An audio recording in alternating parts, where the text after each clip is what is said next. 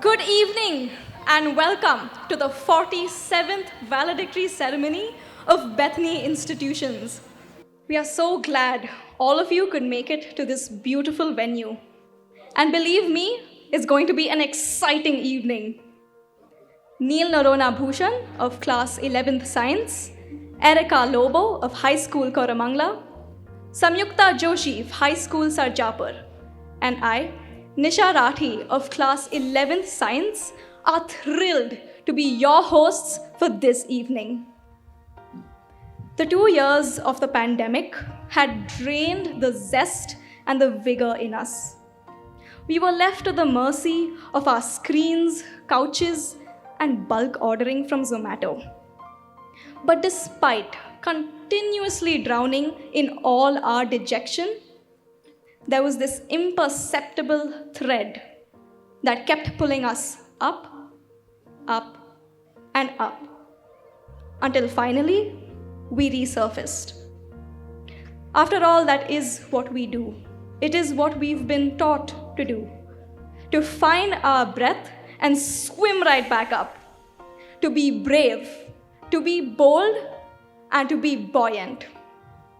Well, one thing has remained the same through every generation, and that is the fact that God can be the courage when we worry in the dead of night, our strength when we are not strong enough to win the fight.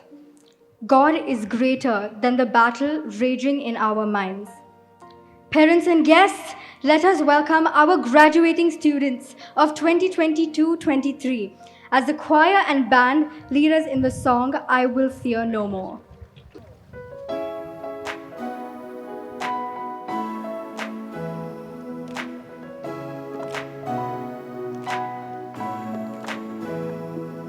Every anxious thought that steals my breath, it's a heavy weight upon my chest.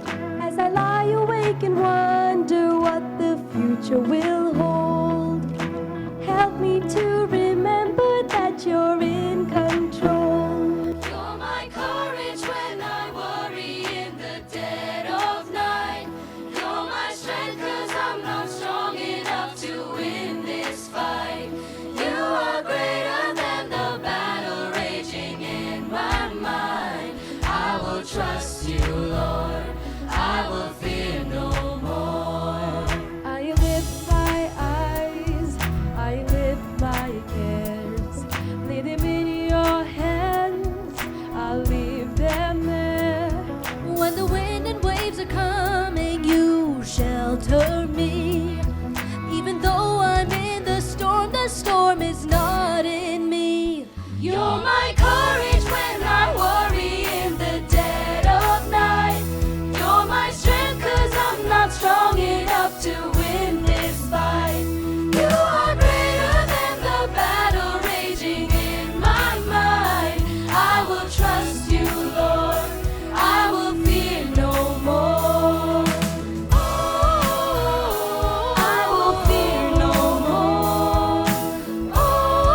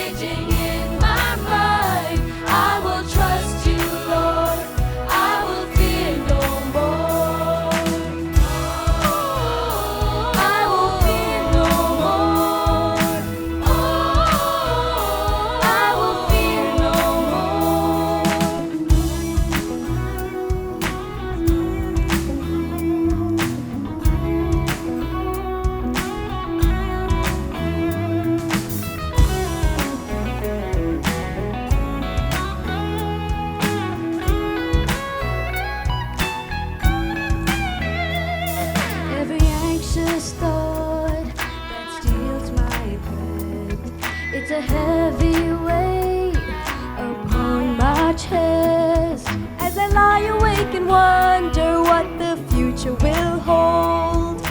Help me to remember that you're in control. You're my courage when I worry in the dead of night.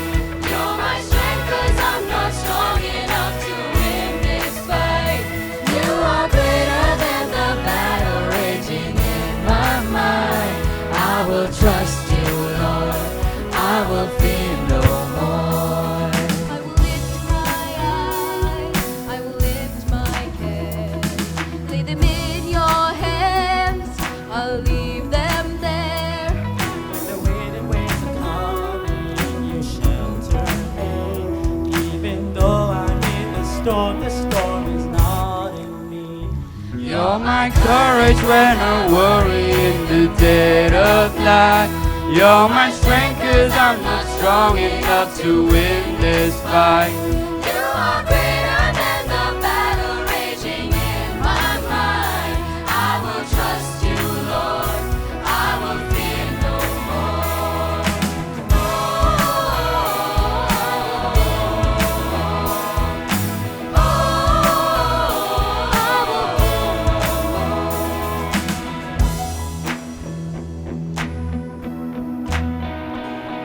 No power can come against me, 'cause you have overcome. No darkness can overwhelm me, 'cause you've already won. No power can come against me, 'cause you have overcome. No darkness can overwhelm me, 'cause you've already won. You're my courage when I worry in the dead of night. You're my strength 'cause I'm not strong enough to win this fight. You are greater than the battle raging in my mind. I will trust you, Lord. I will fear no more.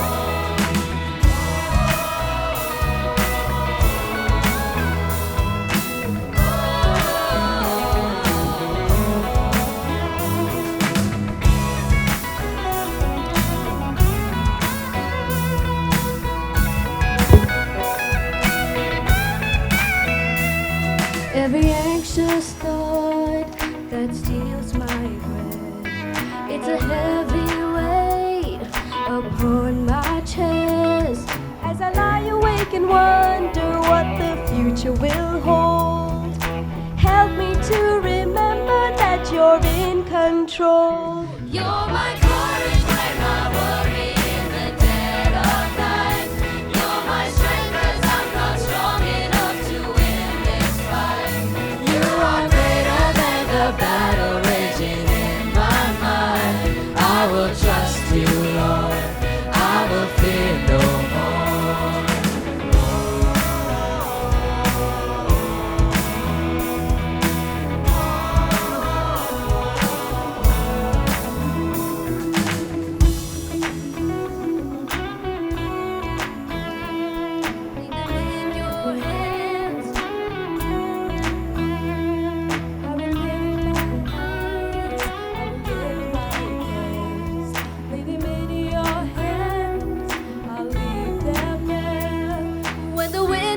Are coming, you shelter me.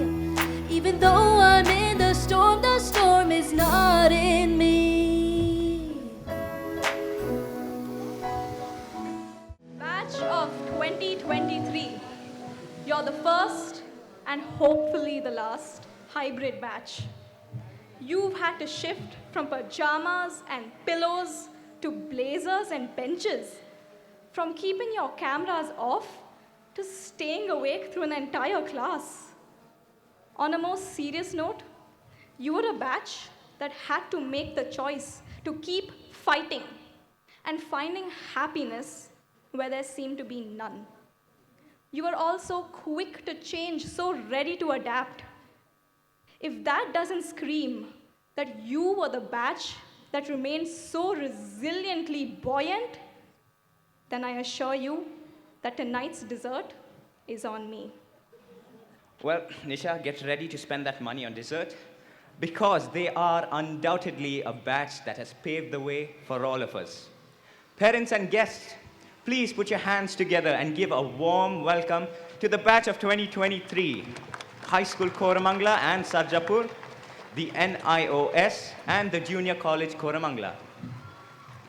Graduates, you may be seated. Now, let's go a little deeper into understanding how God looks at the choice of being buoyant. The music and drama department will now lead us through the Baccalaureate service, where we will spend around 20 minutes in worship and a short devotional from the Bible. Right, so batch of 2023, welcome to the Baccalaureate service, which is actually a tradition started in 1432 in Oxford University. Bacca stands for bachelor, Laurie stands for laurels given to you. And in our eyes, all of you have won laurels, right? And we are so proud of each one of you. And we're just looking forward to see how you will choose to be buoyant even when life throws its storms at you. Let us pray. Father in heaven, my prayer to these children are that they will know that everything comes from you. I pray that they will allow their minds to be molded by you, so that in future they will be leaders who will have fragrance of God upon them. I pray that they will be a generation that respects you and knows the power of your name. Father, I pray that these children will know that if God is on their side, who can be against them? And that they will walk in confidence every day. I pray for every family that is represented here today, as I ask for your favor, that your hand will rest upon each and every part of this evening, and that your blessings be upon each and every one of us. I ask all this in the precious and the powerful name of Jesus. Amen. If you can look at the verse up on the screen, that is the verse that we are focusing on today. It's from 2 Timothy 1:7. So what I want to do, we don't need an explanation for it. I'm sure all of you can just see it. And you know that we are all searching for ways to fight our own fears so that we can just blossom, right? So let's just repeat this verse a couple of times until it becomes deep in our souls, until we can feel it so deep in our souls. Can we do that? Yes? Okay. So here we go. Repeat after me. For God has not given us a spirit of fear. Parents, you can join too. But of power and of love and of a sound mind. Let's try it again. For God has not given us a spirit of fear, but of power and of love and of a sound mind. Now look at the person sitting next to you and tell him or her, like she will know it, he will know it, really know it. Do it again. Let's try it again. For God has not given us a spirit of fear, but of power and of love, and of a sound mind. Can you look at each other and do that one more time? They need to believe it. Look into the eyeballs. Come on. Let's do it again. For God has not given us a spirit of fear, but of power and of love, and of a sound mind. Now let's do this as a community. Let's believe in what we're saying. Do you mind standing up, those who can? Parents too.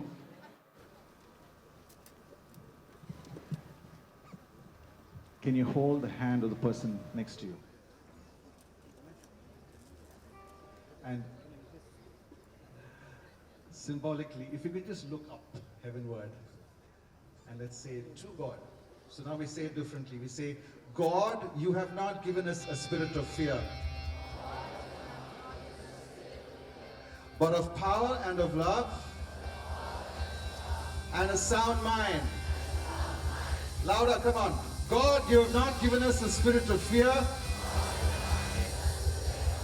but of power and of love and a sound mind.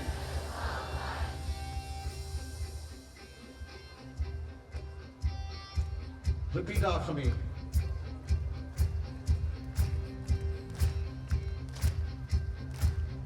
And I will walk in your truth. I will trust upon your truth. and I will live upon your truth.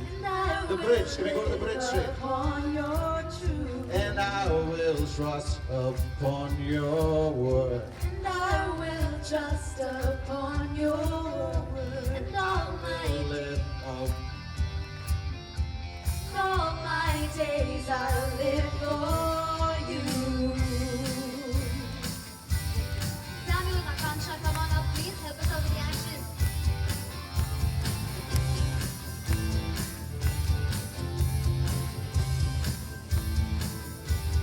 Casting my kids aside, I'm leaving my past behind. I'm setting my heart and mind on you, Jesus. I'm reaching my hand to you, Believing there's so much more, knowing that all you have in store for me is good. Today is the day you have made. I will rejoice and be glad in it. Today is the day you have made. I will rejoice and be glad in it. And I won't worry about tomorrow. Trust in what you say. Today's the day. Oh, oh, oh, oh, oh, oh, oh, oh, oh. I'm putting my fears aside, leaving my doubts behind. I'm giving my hopes and dreams to you, Jesus. I'm reaching my hands to yours, believing there's so much more, knowing that all you have in store for me is good. Today is the day you have made. I will rejoice and be glad in it. Today is the day I will have made. I will rejoice and be glad in it. And I won't worry about tomorrow, but trust in what you say. Today's the day. Oh, oh, oh. Today's the day. Today's the day.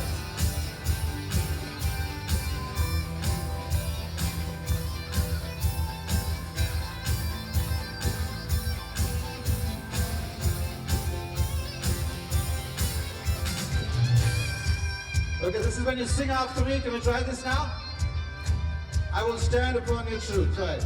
And I will stand upon your truth. And I will stand upon your truth. And all my days I'll live for you. And all my days Can we take it a little higher, come on? you. And I will stand upon your truth. And I will stand upon your truth. And all my days I'll live for you. And all my days I'll live for you. Today is the day you have made. I will rejoice and be glad in it. Today is the day you have made. I will rejoice and be glad in it. And I won't worry about tomorrow. I'm giving you my fears and sorrow. Where you lead me, I will follow. Trusting in what you say. Today's the day. Today's the day. Today's the day.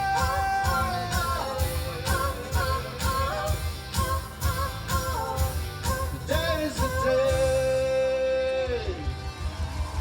Yes, it is. Yes, it is. Song is very familiar. The next song is very familiar. You know the actions. Please join in. Right? It's about us being brave, choosing to be brave.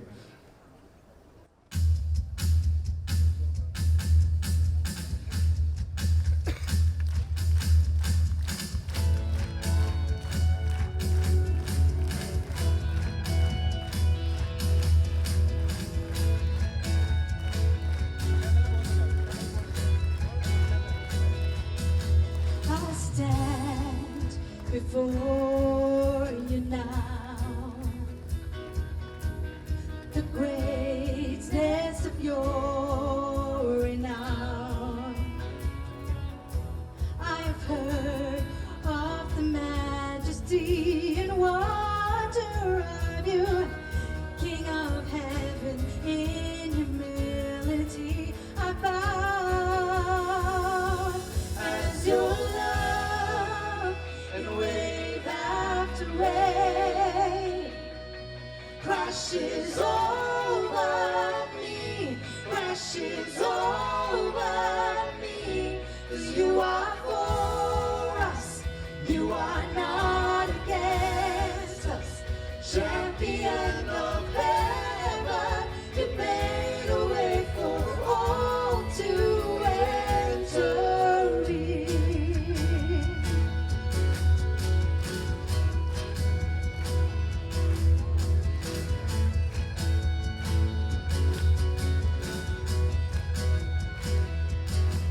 I have heard you calling my name.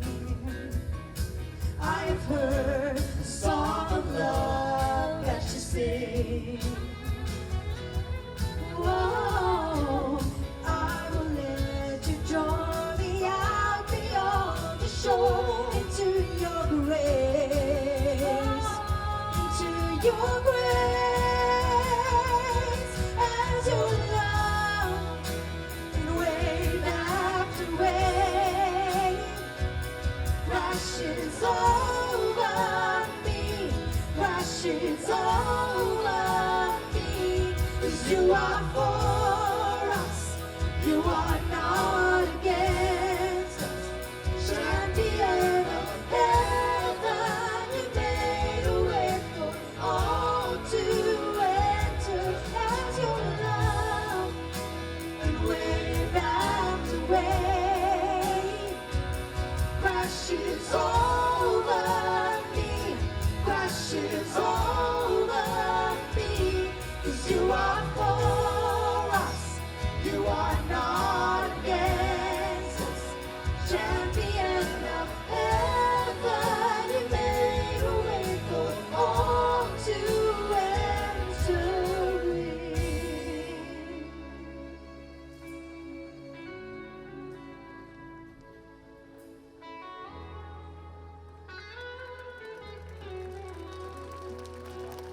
You make me brave. You make me brave. You call me out beyond the shore into the waves. You make me brave. You make me brave. No fear can hinder now the love that made a way.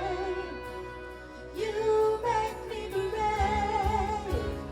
You make me brave. No, call me out beyond the shore into the waves. You make me brave. You make me brave. No fear can hinder now the love that made a way. As your love, and wave after wave crashes over me, crashes over me. 'Cause you are for us, you are not against us. Champion of heaven, you made a way for all to. Champion of heaven, you made a way for all to enter in.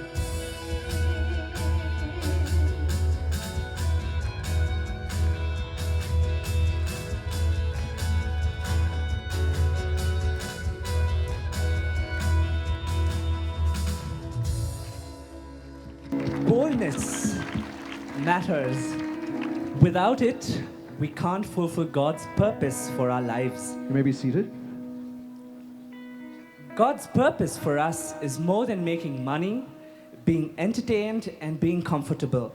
It is for us to use the gifts He gives us to touch His people and help a needy world. Faith is the opposite of fear. So choose to have faith in the all-powerful God who is bigger than all your problems and bigger than all your fears. To be buoyant, we have to choose to be brave. One of the greatest schemes of the evil one is to ensure that our minds are kept busy and distracted, and we lose sight of the power and the love that Jesus has for us.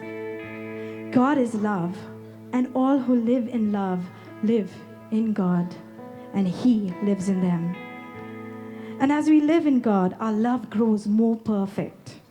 Such love has no fear, but perfect love expels all fear. The term sound mind, which we hear in our verse today, is derived from the Greek word for safe thinking. Now, safe thinking, or having a sound mind, simply means good judgment, disciplined thought patterns, and the ability to assess situations and make prudent decisions. It includes the capacity to stay afloat and to not succumb to the curveballs that life throws at us. So our minds in this way are trained to gain resilience and not to let negative thinking take over.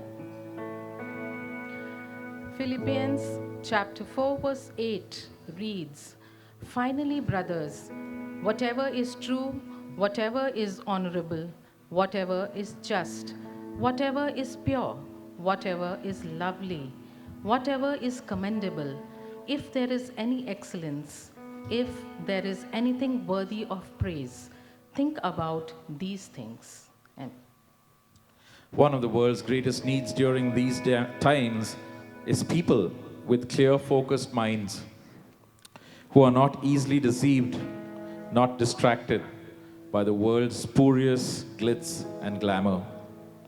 Such people set their sights heavenward and have clear insight into what needs to be done to solve our world's most tangled problems. May each of us strive our hardest to cultivate such steadfast minds. A certain king commissioned a painting depicting peace. 3 of the kingdom's best painters were given the assignment. The day of the grand unveiling arrived, and the 3 paintings were on display. The first painting portrayed a beautiful sunny day, clear blue skies over lush green meadows and rolling hills. The second painting was that of a serene, clear lake surrounded by evergreen forests and snow-capped mountains. The king was extremely pleased with the work of the painters. However, depicting the third painting, when the king came to the third painting, he was shocked because the painting depicted boisterous weather, a dark, rainy sky filled with lightning and thunder, a thunderous waterfall plummeting into the gorge below. This did not look peaceful at all. But when the king looked closely, he saw a little bird in a nest on a branch of a tree. The mother bird sat in the nest in the midst of the rushing, angry waterfall, undisturbed by her storming surroundings, in perfect peace. The king called the painter and asked him to explain. The painter calmly replied, "O great king, true peace stems from the inside. It's what's inside that makes all the difference." The king chose the last picture.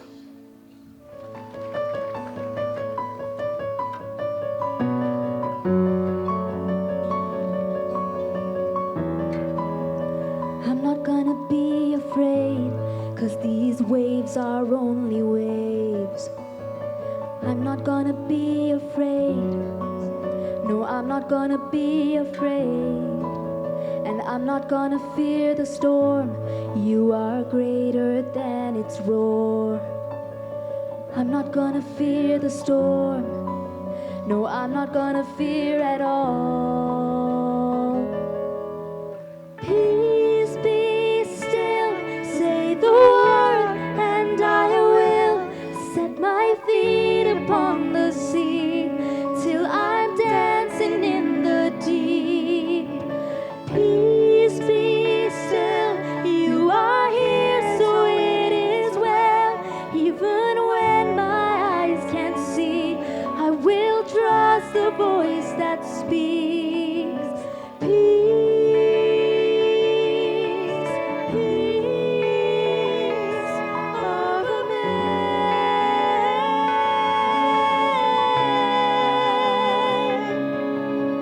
Peace, peace over man. I hear you speaking peace, peace over man.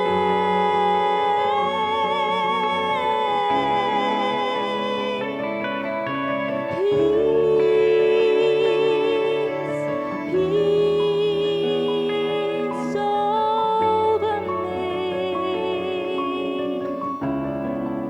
Can you join in for this chorus?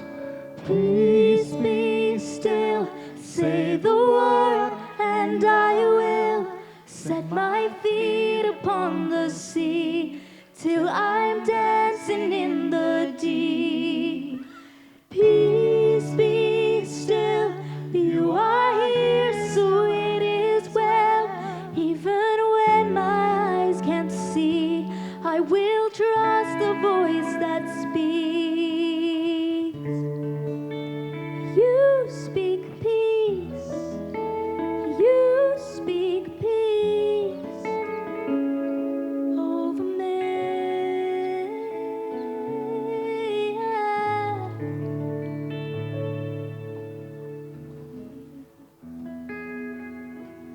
Father, thank you for your loving hands that are upon our graduating class as they and their families celebrate this milestone. May our graduates meditate on what is true, just, pure, and noble as they journey through life. May they find strength in the excellence of their academic preparation. Bless their lives from this day on with goodness and success. Enable them to stay true to their dreams for your greater glory, to discern what is right, good, and just, and to use their gifts wisely in service to others. Empower them to walk into the future with faith, hope, and great love, guided by your light, so that they may use their talents for your glory. We ask this in Jesus' precious name. Amen. Amen. Graduating class of 2023, go out and set the world on fire. God bless. Thank you, Music and Drama Department and HODs, for helping us realize that fear is not part of God's design for our lives, but His plan is that we have a spirit of love, of power, and of a sound mind. We now move on to the valedictory ceremony, and I invite our principal, Mr. Robert Khin, to address the gathering. Good evening, everyone. Sangeetha said that I have to address the gathering. I'm not here to address the gathering. I'm the host, and I'm only here to welcome the gathering. And good evening, everyone. Can we be louder? I think we are not afloat, I think. That buoyancy is not there in us. So can I have your good evening again? It looks so wonderful here, up here. So good evening once again. Thank you. This year we have decided to have a theme for the valedictory as buoyant. And the simple meaning is to be capable of floating and to feel cheerful, happy, and confident. So this evening, I just want to ask you a simple question. Students first. Students, are you feeling buoyant, in a buoyant mood this evening? You seem like you're sinking, not you. Can I have the student? Do you have a buoyant mood this evening? Yes, very good. You must be, because you are, reach an academic year where you will be passing out of this the school. What about the parents? Are you in a buoyant mood, parents? Not very convincing, but anyway. Okay. So life is a series of little miracles, and being able to hold the valedictory function right here in this place for the first time is certainly one of them. We are so blessed to have a place like this, to have a beautiful campus like this, to conduct our valedictory function. Now, one may think that we have held so many valedictories, and so what can be different in this case? Each and every event in Bethany has its own challenges. And with the challenges, it has its own learnings. We have learned all the 60 years that the school has come up to this point. We have had challenges. The very founding of Bethany School, it was known as Bethany Home School by the founder, the late founder, Mrs. Menon David, itself was a challenge. But from that, all of us have learned a lesson, and then we move on. This is our first valedictory in this place, and there was quite a lot of challenges, as I said. Challenges with the traffic to come all the way from Koramangala, traffic challenges with the distance from here. In fact, some of even our staff were a little apprehensive to come all this way and have this function here this evening. When I approached Akash and said, I think this year we'll have our graduation at the Sarjapur campus. He says, Robbie, please go ahead. That's all I needed. And we took up the challenge, and here we are this evening. So, and then the other thing is, in Bethany, we put our trust in God. With prayer, God has guided us right through these 60 years. And we are able to overcome challenges, and this has made us stronger. This has made us more courageous. So this evening, a very warm welcome to each and every one of you. A special welcome to our chief guest, Mr. Barry O'Brien and his wife, Mrs. Denise O'Brien. They've come all the way from Kolkata just to be with us. Please accept a token of our appreciation from Bethany High, Mr. O'Brien. Akash and I met Mr. Barry O'Brien recently, I think a few weeks ago, at the Principal's Conference, and we decided that we'll ask him whether he could come down again to Bangalore. It was in Bangalore that the Principal's Conference was held. And he didn't say no. He just said, I'll go back, look at my schedule, and get back to you. In 2 days' time, he got back, said, I'll come. So thank you so much, Mr. O'Brien. So, of course, Mr. Barry O'Brien will be introduced a little later in the program. But otherwise, a warm welcome to all our friends here, our parents, and also want to recognize an overseas friend also this evening. She's come all the way from Australia, Miss Jillian, all the way from Australia to be with us for this graduation.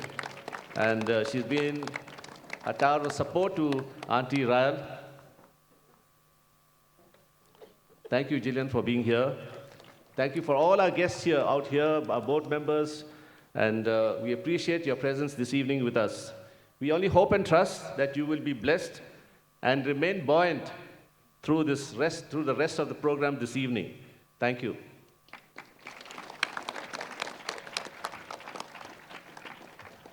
Thank you, Robert, sir, for lifting our spirits and telling us to always remain buoyant. The perfect formula for being buoyant each day is enshrined in our school song, Onward, Ever Onward. It is the perfect anthem that stirs us to press on each day, to trust and obey God, and to do what is right. For some of you, this may even be the last time that you'll be singing it. Please rise for the school song. Sing it with gusto and give in it everything you've got.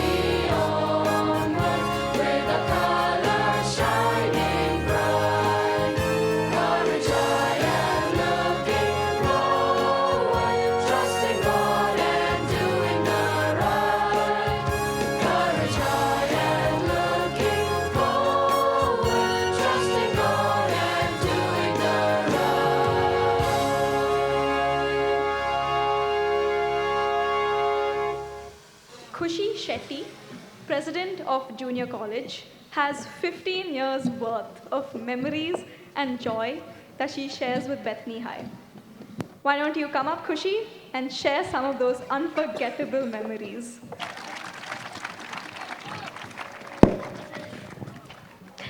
Good evening, everyone.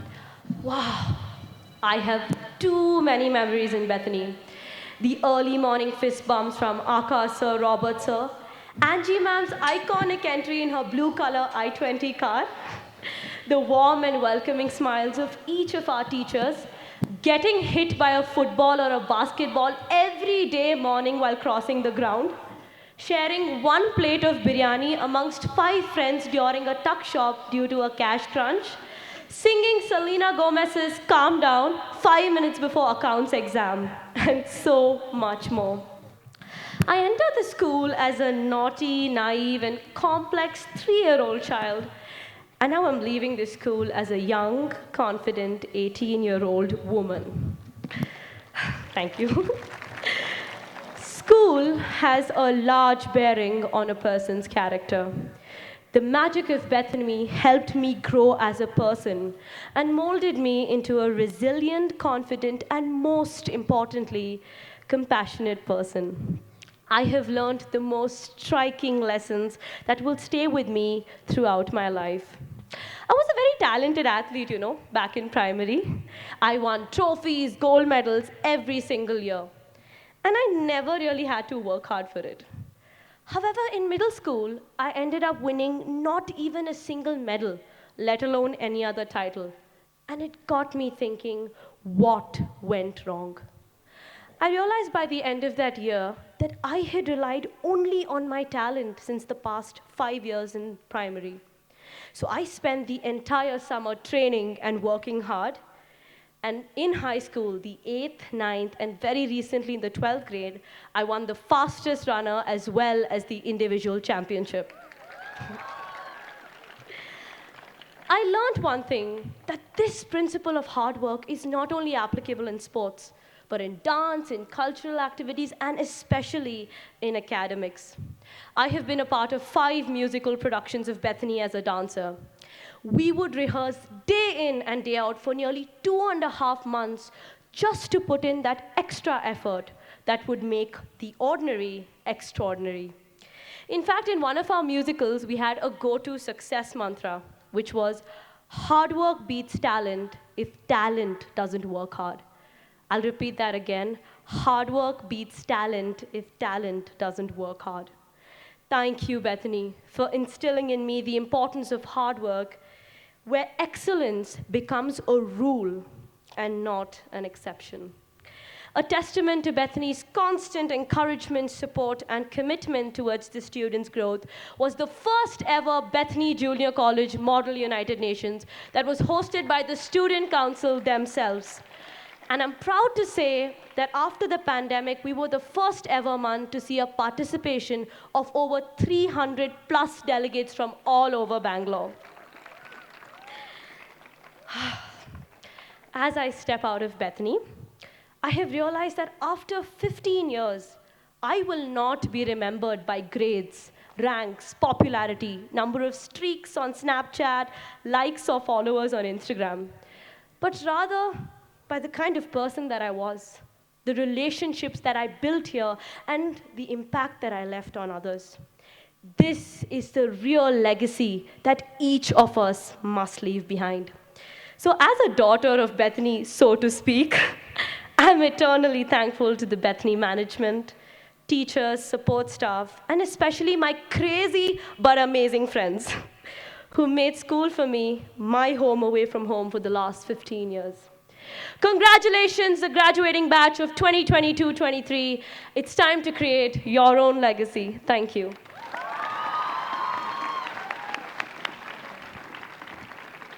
Now, for the role of honor amongst our graduating batch of 2022 to 23, the outstanding students, the leading lights, the brightest stars. As you hear their names being called out, please feel free to cheer them on. These students have taken adversity by its collar and have neatly hung it out to dry along with their achievements. Mrs. Paulomi Ray will start the award ceremony. Good evening, everyone. I'm delighted to be here today as we acknowledge the 4th outgoing batch of Bethany High Sarjapur. The spectacular talents our students possess makes us so proud of them. It is indeed an honor to announce the prize winners of Standard 10 who have excelled in academics, sports, and leadership skills.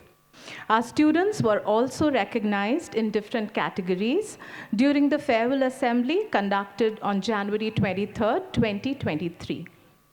I request Mr. C.V. Ramesh, the past president of Bethany Alumni Association, to honor all our prize winners. I shall begin by announcing the names of prize winners of Standard 10A. General Proficiency in Academics, first place is awarded to Abhinav C.H.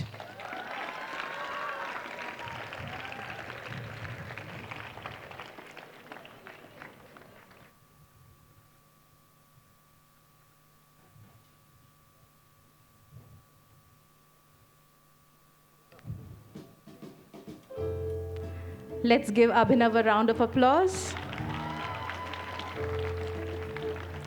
Next, we have General Proficiency in Academics, second place, and it's awarded to Navya Joshi.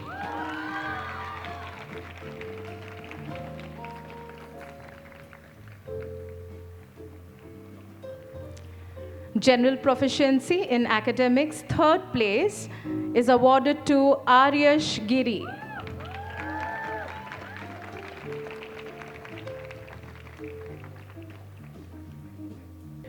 Let's proceed to Standard 10B. General Proficiency in Academics, first place, Standard 10B, is awarded to Arunima Kumar.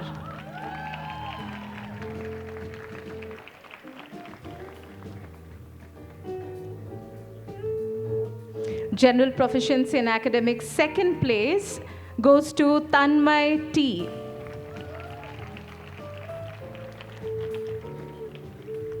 General Proficiency in Academics, third place, is secured by Manish Kanchan.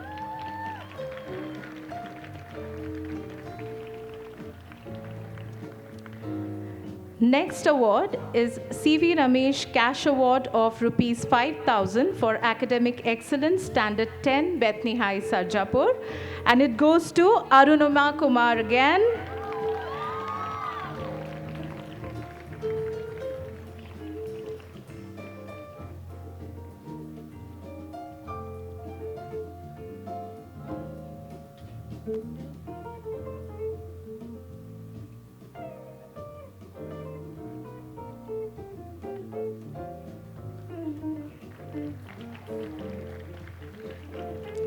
Next, we have Certificate of Excellence for Best Outgoing Student Girl, and it goes to Raksha Krishnaprasad.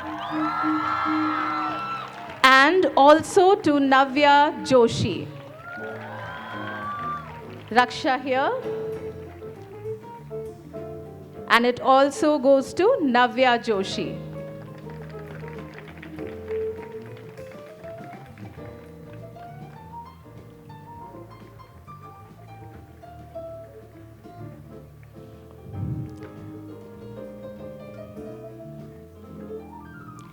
Best Outgoing Student Boy goes to Abhinav C.H. Next, we have Certificate of Excellence for Most Promising Leader, and it is awarded to Raksha Krishnaprasad. Let's give Raksha a big round of applause.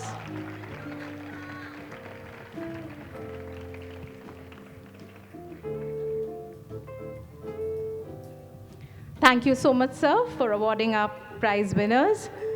The next award is a special one. Award for Outstanding Leader is to honor our beloved Aman Srinivas, whom we tragically lost 4 months back in September 2022. Being the head boy of our school, Aman was indeed an outstanding leader and was a plethora of talents. I would request our headmistress, Mrs. Sangeetha Macaden, to present this award. On his behalf, I would call his classmates and best friends, Vedant and Purav, to receive the award.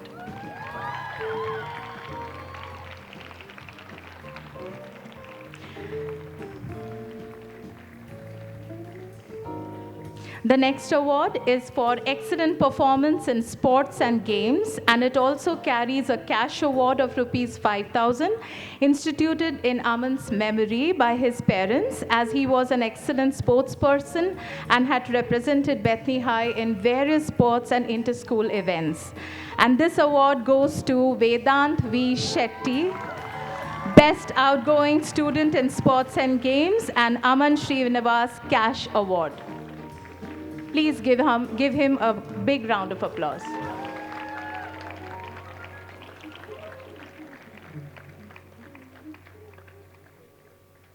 Thank you so much, Sangeetha ma'am. Congratulations to all prize winners. I would now request Ms. Sarah Tony John of NIOS to take over. Thank you. Thank you, ma'am. Wow. Let me tell you, the view from up here is looking pretty spectacular. Bethany has never looked as good as it does now. Dressed in your finery, all of you have turned out to be such fine young men and women, and we are so, so proud of you. Congratulations, valedictorians, and good evening, everyone. To award the achievers from NIOS, I invite Dr. Robert Anthony Charles, President of the Bethany Education Board, onto the stage.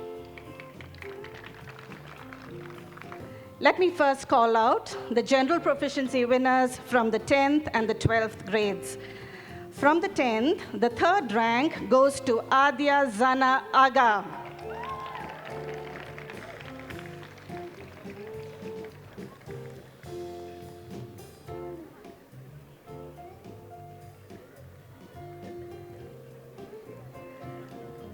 The second rank is for Dhanush Muttappa.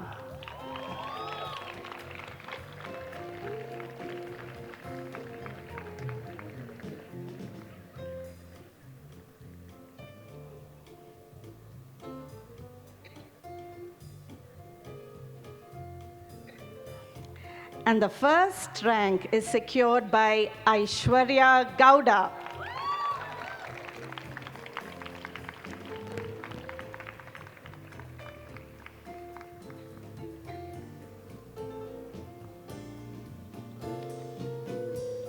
From the 12th, the third rank goes to Rigdon Galston.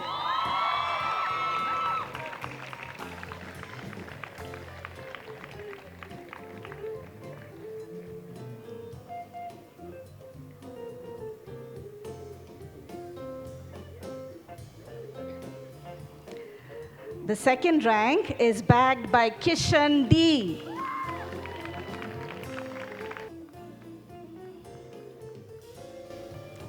And for consistently coming out on top, it is Shreya Ashok with the first rank.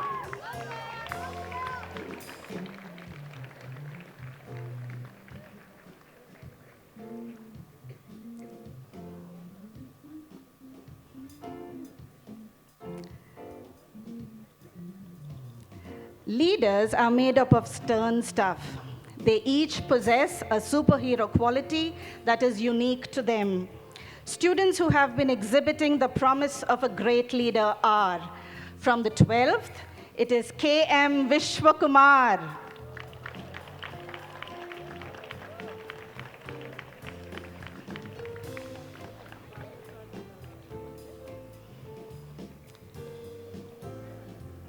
And from the girls, it is Anaga PC.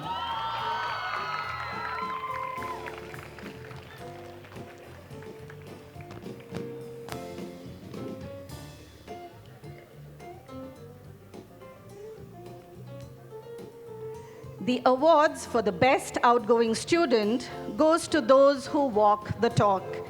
They have showcased the ideal version of what a student of Bethany ought to be: wise, hardworking, kind, and courageous. The best outgoing students from the 10th are Dhanush Muttappa and K. Shashank Raj.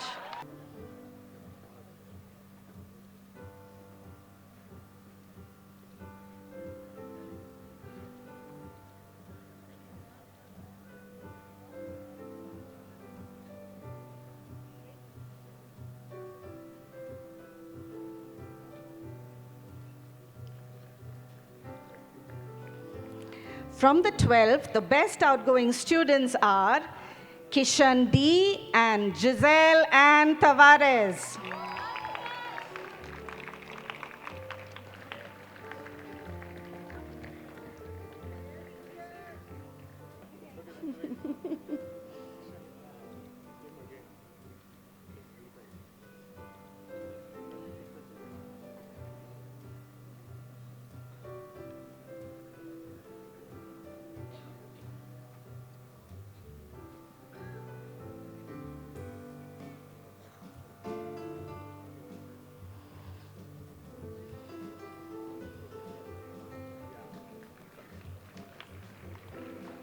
Thank you, sir. Like the buoys that bob unfazed upon the waters, may you remain buoyant upon life's journey, knowing that the one who calms the storm is beside you. Fare thee well, dear ones. Thank you all. We now have a choreography based on today evening's theme from the dance department of High School Koramangala. We may be pushed down by the storms of life, but we will not be broken.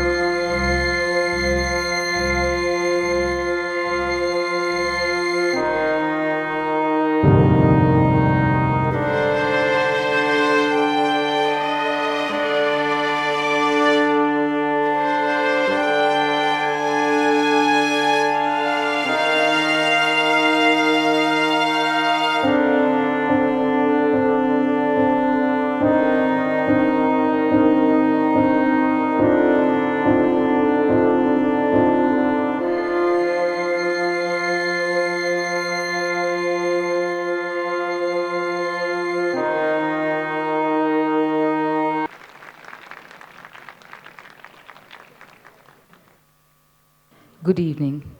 Bethany is proud of its heritage as an educational institution that believes in the holistic development of its students.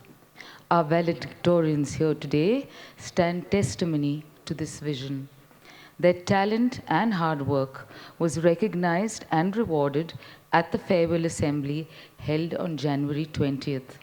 From academics to sports, from drama, art, and music, to exemplary behavior and 100% attendance. Every special gift of our students was highlighted. the Bethany students of the ICSE batch 2022-23 did exceedingly well in their academics. Here are the proficiency winners of the batch 22-23. I invite on stage Mrs. Denise O'Brien to do the honors. From Standard 10A, standing first, is Kavya Prashant Thakkar.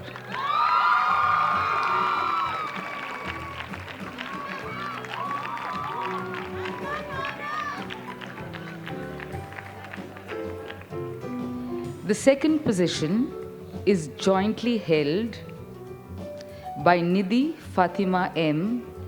and Sean Verghese Tarakan.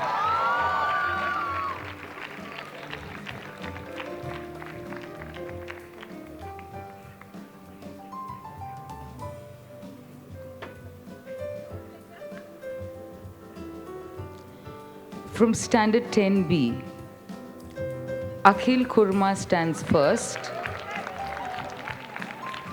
Khushi L. Reddy is in second position.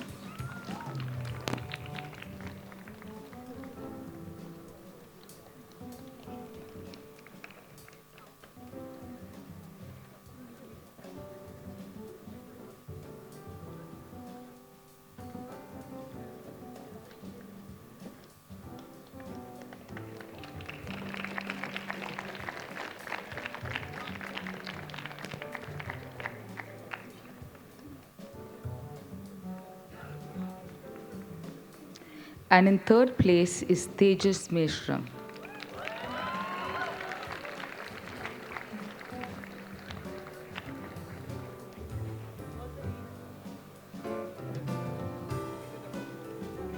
From Standard 10C, in first place is Jeremy Thomas Biju.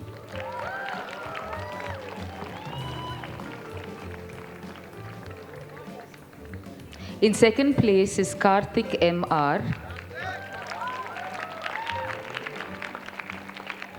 And in third place is Raina Agarwal.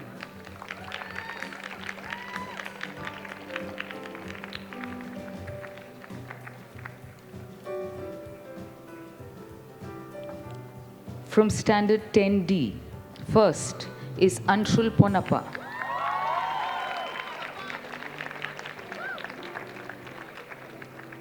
In the second position is Shreya Sudhin.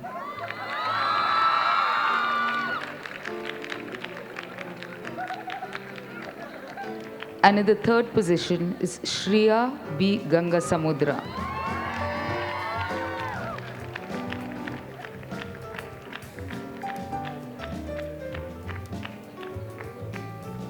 From Standard 10E, Hasini Vasant stands first. Ryan Akshay Paul is second.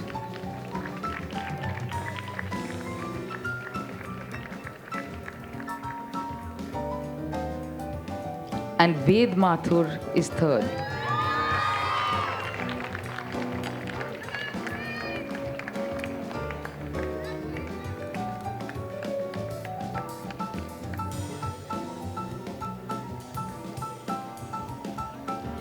The Jugnu Oberoi Award has been instituted by Mr. Jugnu Oberoi, a student of Mrs. E.H. Ryall.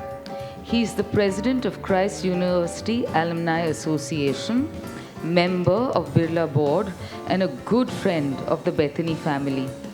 We thank Mr. Jugnu Oberoi for instituting this award and offering the cash prize of Rs 5,000 for the overall Standard 10 topper. This prestigious award goes to Kavya Prashant Thakkar.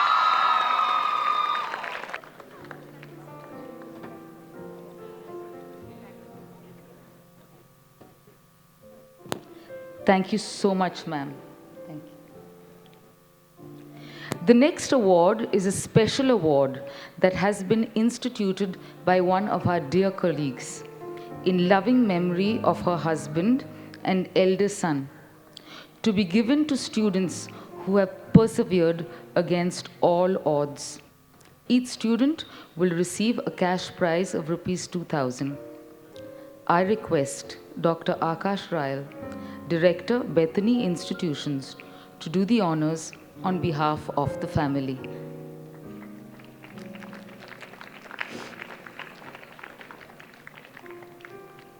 The Khin Memorial Award for fighting against all odds without giving up goes to Kshitij Sangeetha.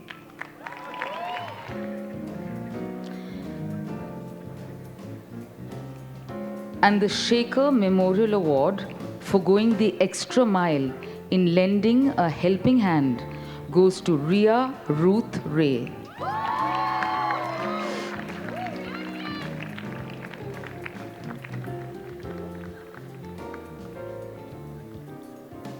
Thank you so much, sir. I request Mrs. Mona Ryall, Head of the Primary Department, Bethany Koramangala, to give away the next set of awards.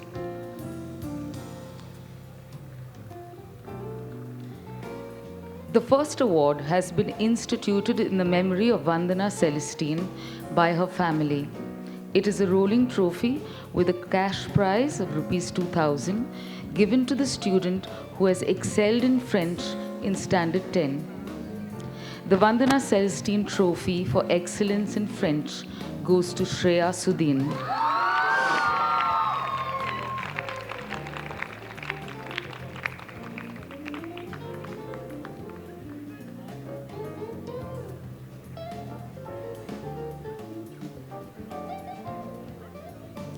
It is now time to felicitate the students who have excelled in sports. They have won accolades at the state and national level. We wish them luck and pray that they continue to succeed in their chosen sport. These talented young sports stars each receive a cash prize of rupees 2,500 from the school for having proved their mantle in their field of expertise. In equestrian, Arya Channagiri.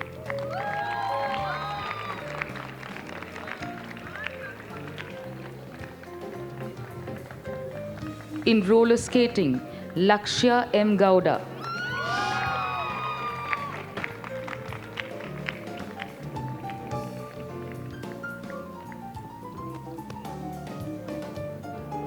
Also in roller skating, Purvi S. Matte.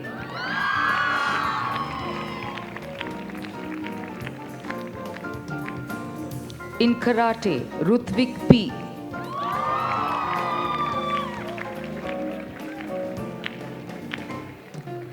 In rowing, Vedant Sanjay.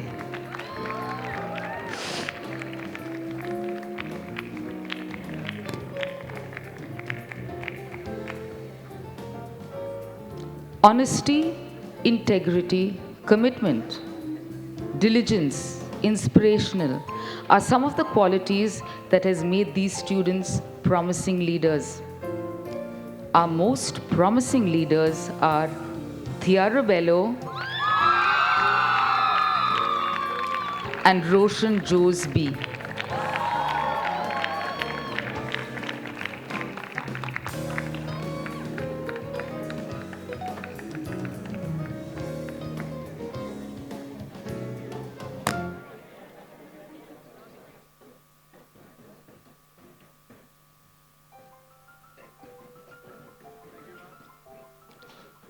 Our best outgoing students in sports and games, the young lady sports persons, Purvi S. Matte,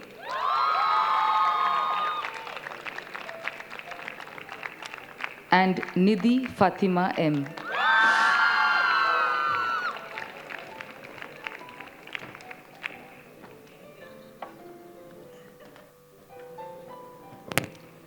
The young gentlemen sports persons, Anshul Ponappa,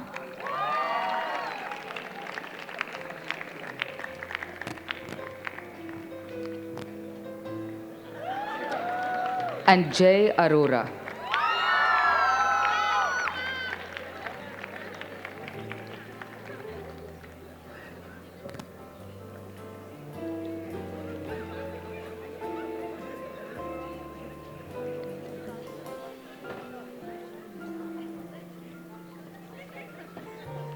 Thank you so much, Mona ma'am.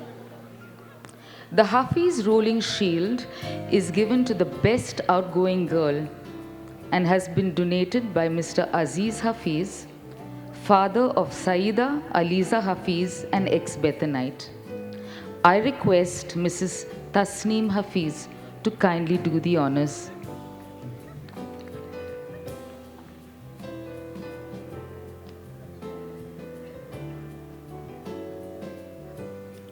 The Hafiz Rolling Shield for the best outgoing girl student of the 2022-23 batch goes to Kavya Prashantakar.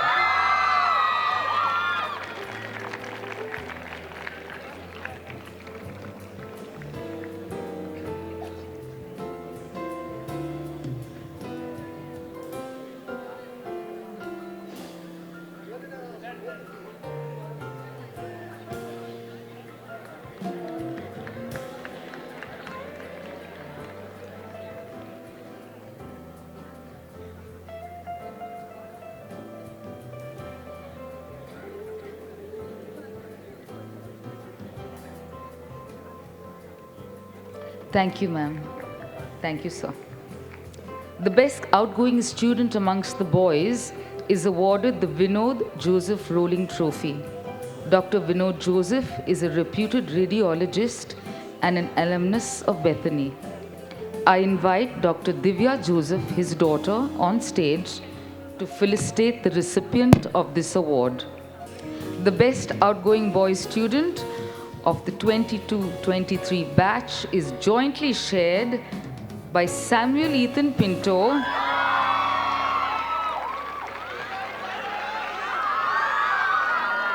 and Ram Charitji.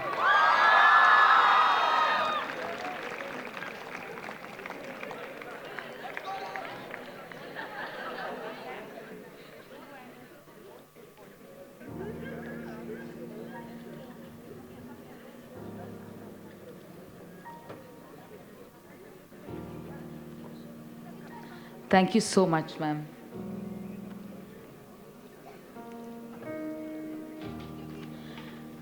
The house that receives the maximum points across all departments for its achievements in sports and literary events wins the highly coveted Victor De La Rosa Cup.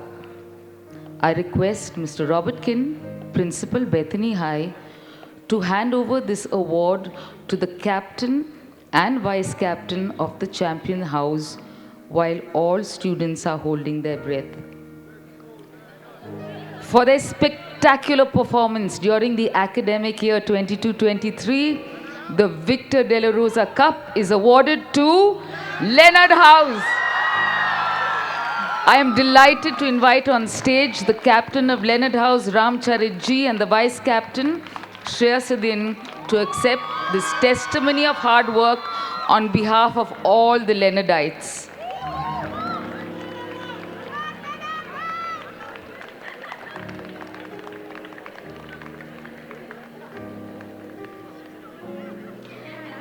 Thank you, sir. Valedictorians, it's now your time and the world is your stage.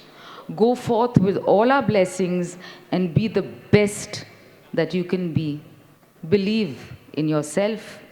God bless and Godspeed. Thank you. Thank you so much, Yasmin ma'am. The Bethany Music Department is here to tell us when the valley is too low and the river's too wide, he promised he will lead me to the other side. With the song Promises, one by one. Over to you, Music Department. Akash is joining us also.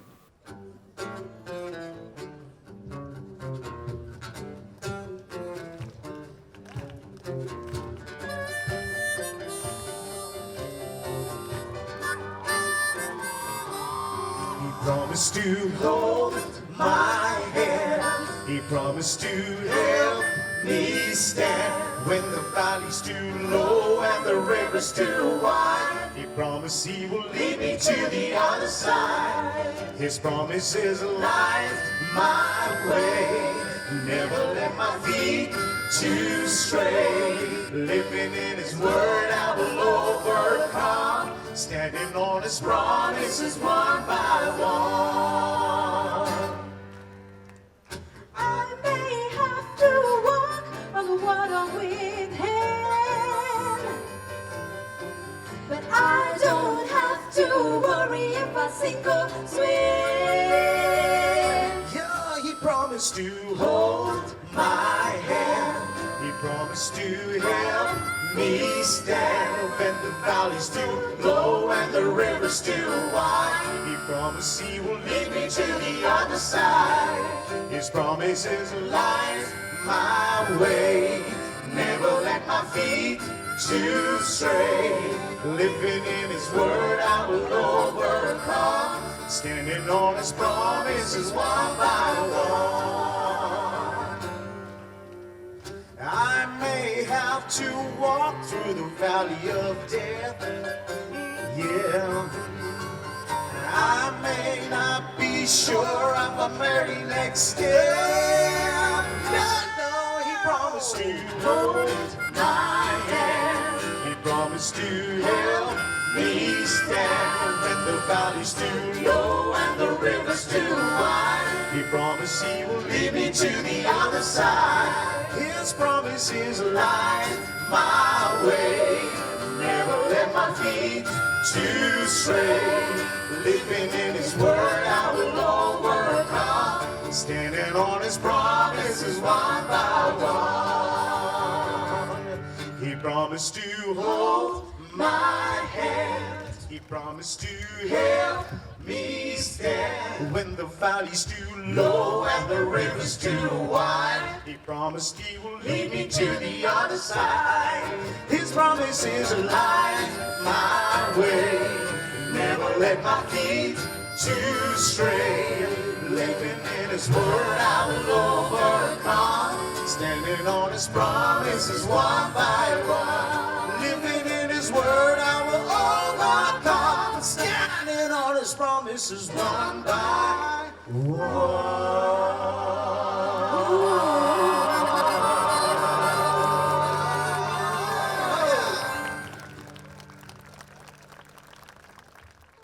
Thank you, Music Department, for that lovely song. Good evening, everyone. It's truly a privilege to recognize our IAC class of 2023. We had recognized each one of our students at our farewell assembly, which was held on the 23rd of January. Today, we wish to felicitate our students in a few significant categories. First, we have the Jugnu Award. Mr. Jugnu Broy, a good friend of Bethany and an ex-student of our Vice President, Mrs. E.H. Ryall, has gifted rupees 5,000 for each of our students who have excelled in academics. May I invite Mr. Abraham Ebenezer, eminent educationalist and administrator, to give the cash prize to our toppers from the 3 streams and also to our general proficiency winners. From the commerce stream, it's Ananya Thakur in the first place.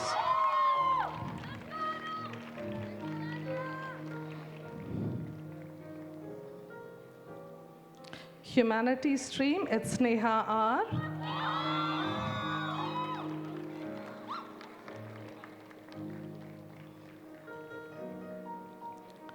From the science stream is Swati B. Iyer.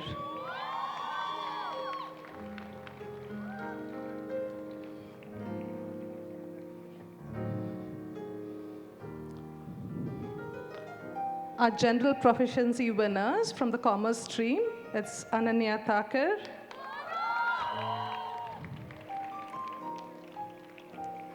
Khushi Shailesh Shetty in the second place,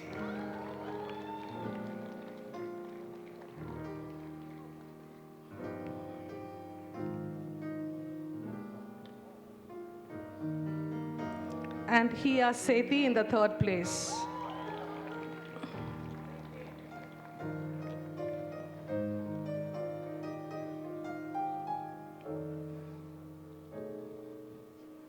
From the humanities stream, Sneha Har stood first.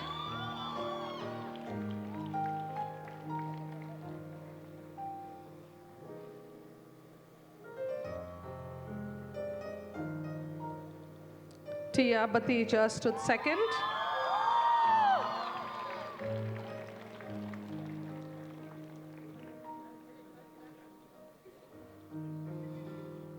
And Safa Fatima stood third.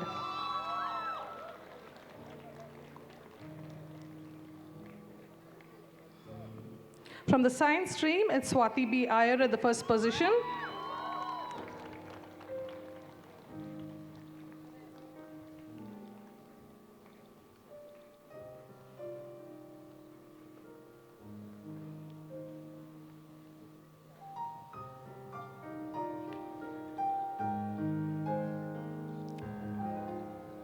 S. Pranesh Verma in the second position.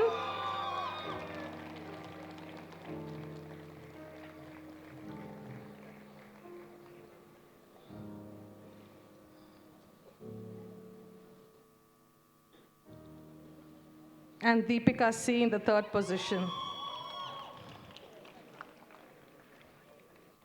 She's appearing for her IIT exams, JEE mains, so she couldn't be here with us. Okay, thank you, sir. Mr. B.G. Khushi, a dear friend of Bethany and a well-wisher, may I invite you on stage, sir, to recognize the next set of awardees. There is a tie for the award for the most promising leader. It goes to our school president, Khushi Shailesh Shetty, and Vice President, Trishalla Mukherjee.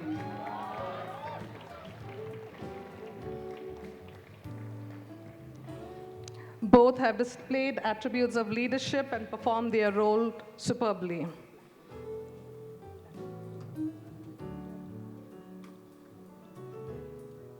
For the best outgoing student in sports and games, we have two winners, Chinnappa Bidappa M and Sinchal Dechama CM. Both have actively participated and won medals in all school and inter-school events.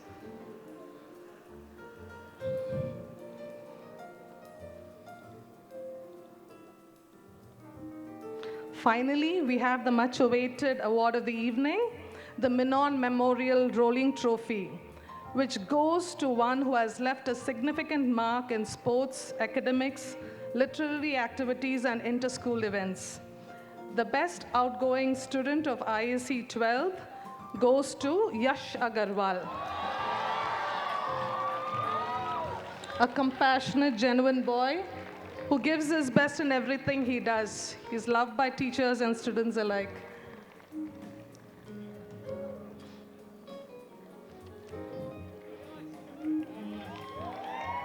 Thank you, sir.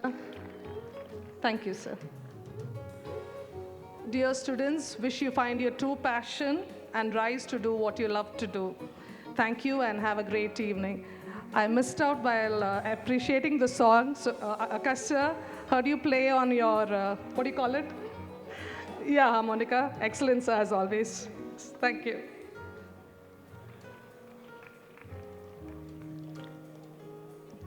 All those outstanding achievers you just saw give you a taste of the excellence that constitutes a Bethany graduating batch. We now have a tribute from a parent of Bethany Koramangala, and I invite Mrs. Anitha Menon, HOD of Bethany Professional Childcare, to give us more information.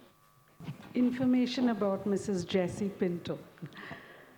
Bethany believes in having strong, respectful relationships with its parents, and this relationship grows and matures as a child grows older with the school. Jessie is one such parent. She is mom to Samuel, our head boy, who recently wowed us with his electrifying performance as a lead in our musical, The School of Rock. I had a conversation with Sam, and he told me that his mom is a perfectionist and that they rarely argue and they keep no secrets from one another. Sam is in grade 10. He's responsible, courteous, super talented, and listen to this, does not own a phone. And that is something in today's times. Jessie, you should seriously consider writing a book on skillful parenting.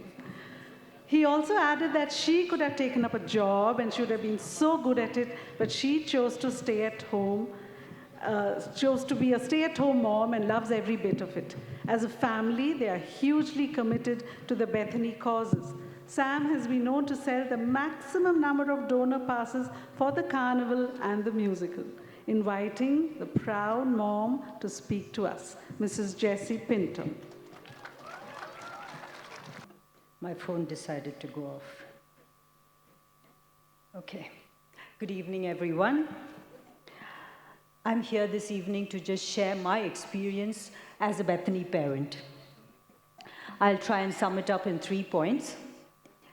First, the teachers, the core of any educational institution. Our son has been in this school since Junior 1. And the year that we had Sam join this school is also the year that we lost our second child. So we were wondering and a little bit concerned as to how the transition from Little Feet Montessori to an unfamiliar pre-primary at Bethany would be for him. But as they say, in the heart of every great teacher lies kindness and compassion. And this is exactly what our son experienced in his first year in this school. And this is not just an experience. It helped him overcome that loss much more than we as a parent could have helped him. And I'm telling you, the school did not know of our loss. This is not just a pre-primary experience for us. This is an experience through all the departments of all the teachers who have taught him and who have been his teachers thus far. So a big shout out to the teachers. Thank you so much. The second point, in a world that is normalizing everything, it's very rare to find a school like Bethany that goes above and beyond to nurture the character of our children. I remember in middle school, we were called to a meeting to address an issue of children speaking foul language, which is very much normalized in the world. But that showed us as parents that this school values and nurtures character in our children. Above this, it also nourishes the soul. Our son, when he was in 3rd standard, he had a condition where his RBC counts were very high. And we were told by the doctors that this could lead to polycythemia. While we followed every medical advice, we would come to Soul Spring. If you don't know what Soul Spring is, it is to nourish our soul every 2nd Saturday of the month. Be there. I assure you, you will not go back empty-handed if you just would come there believing. I don't know where our son is. I think he's somewhere there. Today, 7 years later, he is proof that his RBC counts are normal and he is well in health.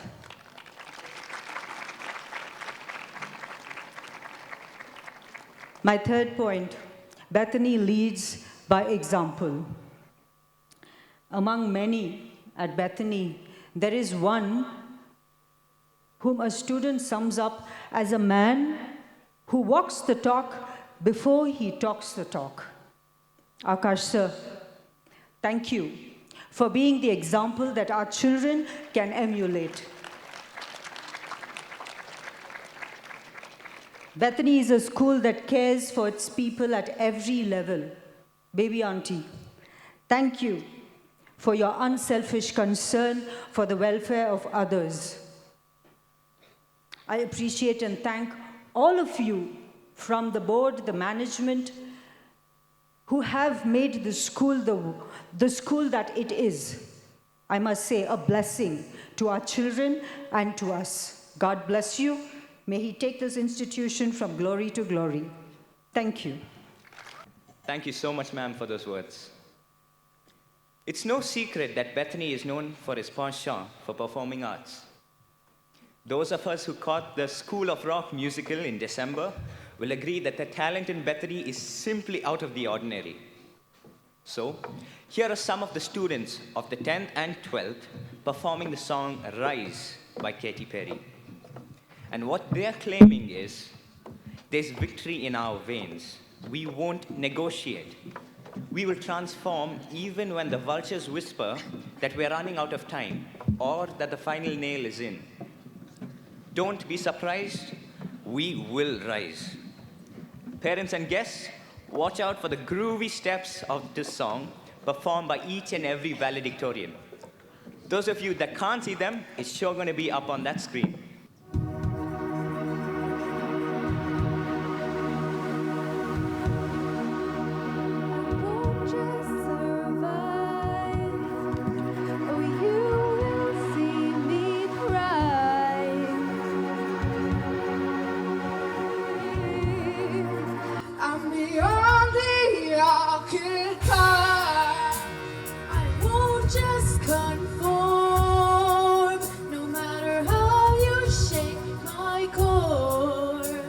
My roots, they run deep.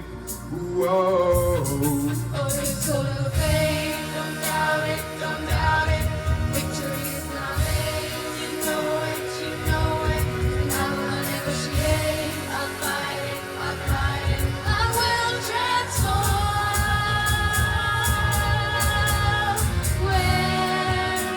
When the fire's at my feet again, and the vultures all start circling, they're whispering, you're out of time, but still I rise. This is no mistake, no accident. When you think the final nail is in, think again. Don't be surprised, I will still rise.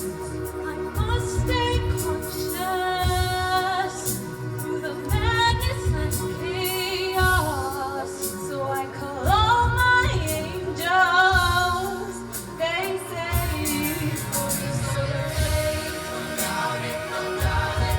Victory is my name. You know it, and I'm not negotiating. I'll fight it, and be transformed.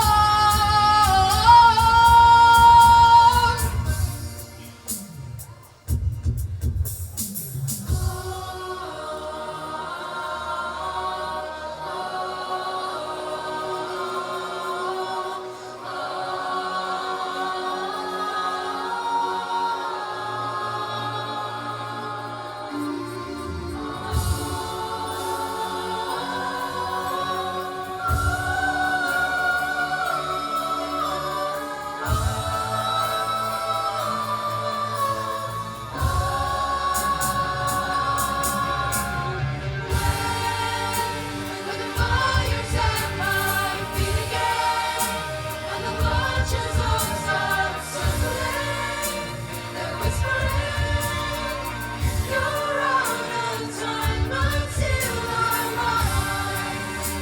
This is no mistake, no accident. When you think the final nail is in, think again. Don't be surprised, I will still rise. Doubt it, don't doubt it. Oh, you know it, still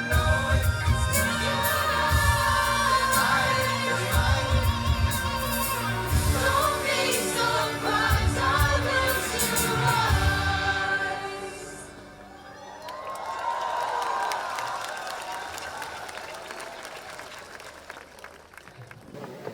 Dr. Akash Ryall, our director, is a leader who truly inspires us. Sir, on behalf of all the graduates and other students, we deeply appreciate all that you did to make our last year so special. We had Bethany's first ever Model United Nations, which turned out to be the biggest MUN in the city post-lockdown.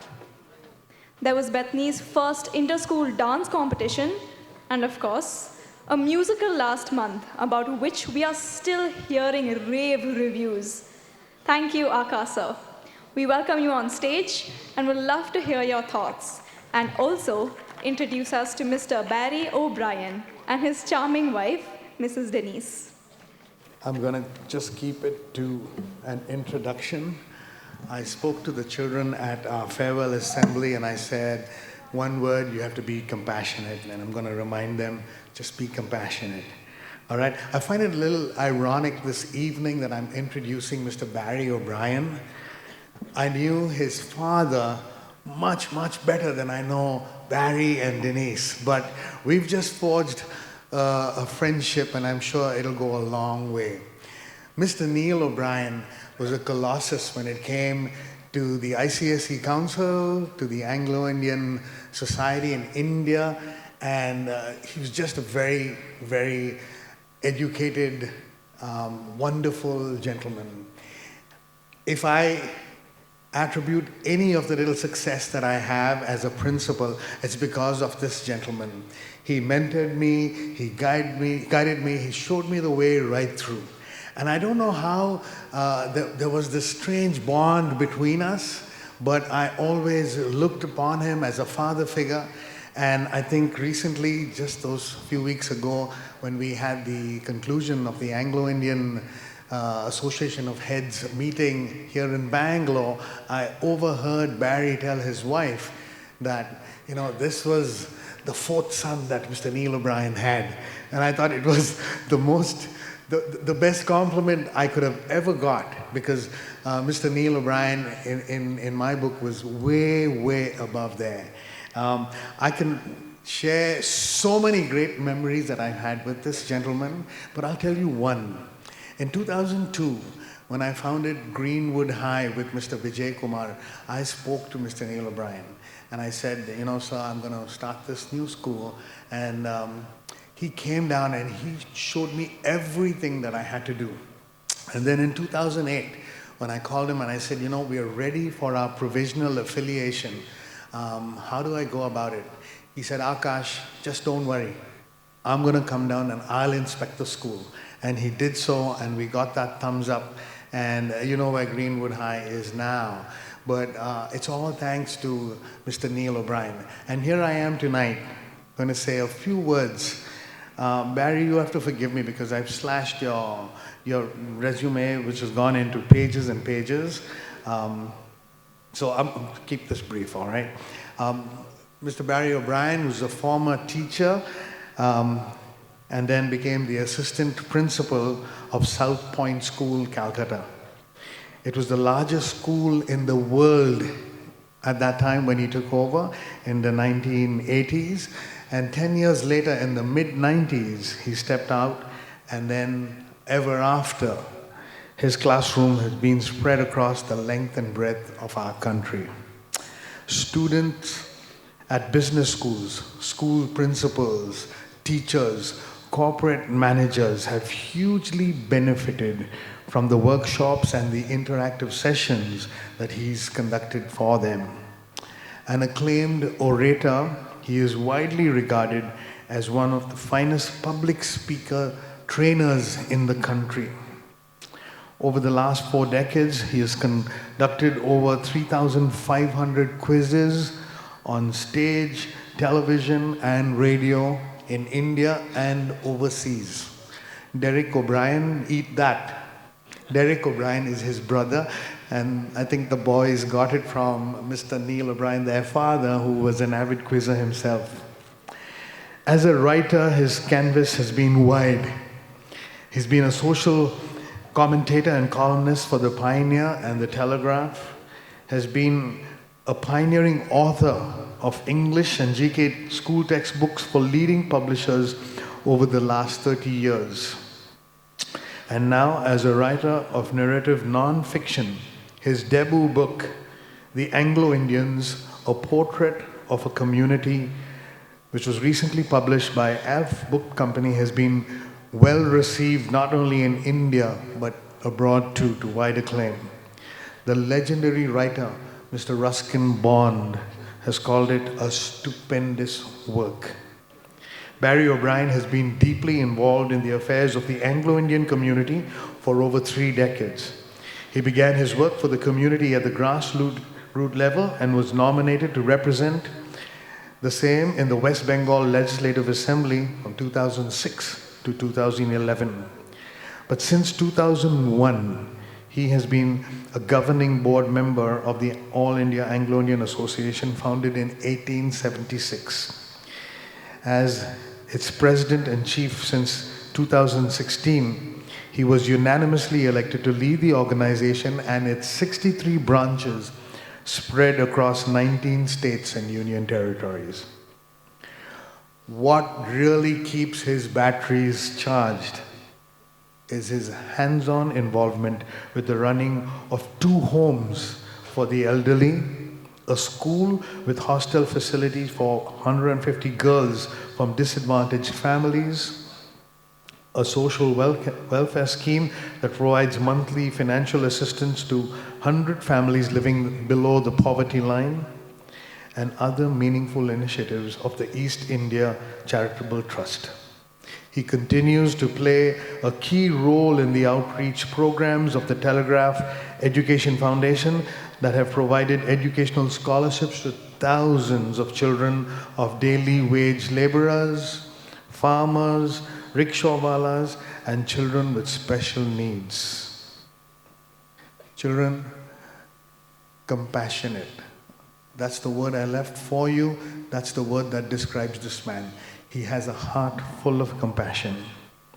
We are proud, we are happy, but most of all honored to have you with us this evening as our chief guest, Mr. Barry O'Brien, accompanied by your lovely wife, Denise O'Brien, who in her own right is a social worker and an accomplished editor and researcher. I can also tell you she really loves him, because at the Anglo-Indian Association school meet, he was talking for about 45 minutes and she had her camera phone up and she recorded every word he said. That's for you, Denise. Ladies and gentlemen, I give you Mr. Barry O'Brien.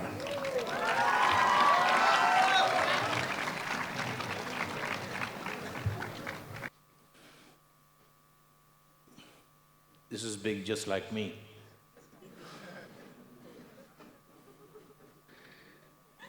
I've been given 20 minutes.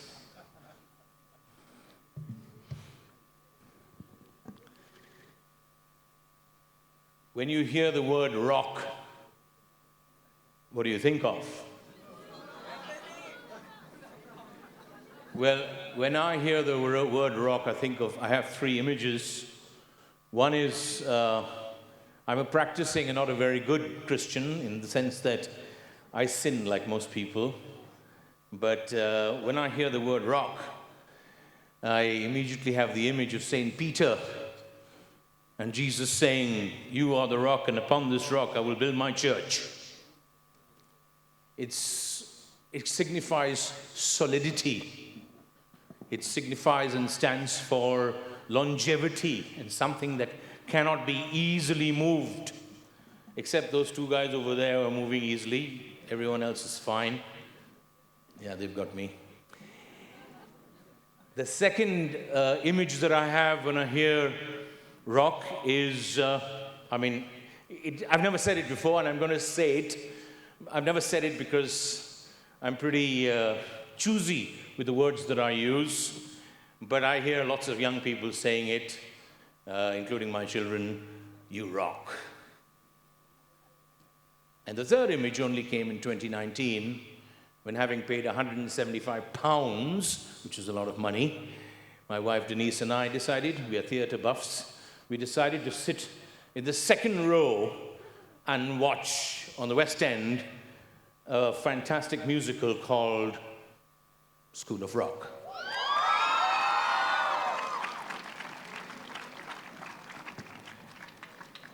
Now these 3 words, or these 3 images of this one word, is the image I have at Bethany. When you tragically lose your 2 little boys in an accident, you have a choice before you. You can stop being a rock. You can lose faith in God and even yourself. You can curl up in a corner and ask God, why did you do this to me? You can also live a sad, grieving life throughout. Or you can build the foundation of a school with one child and 3 students in a little building, and 60 years later, the rock will be standing here in front of you as a place which, like St. Peter, stood rock solid in spite of all his sins and all his weaknesses and him denying Christ. He was finally the rock. And finally, that school will perform, unfortunately we missed it, in 2022, 60 years later, the School of Rock, which shook Bangalore.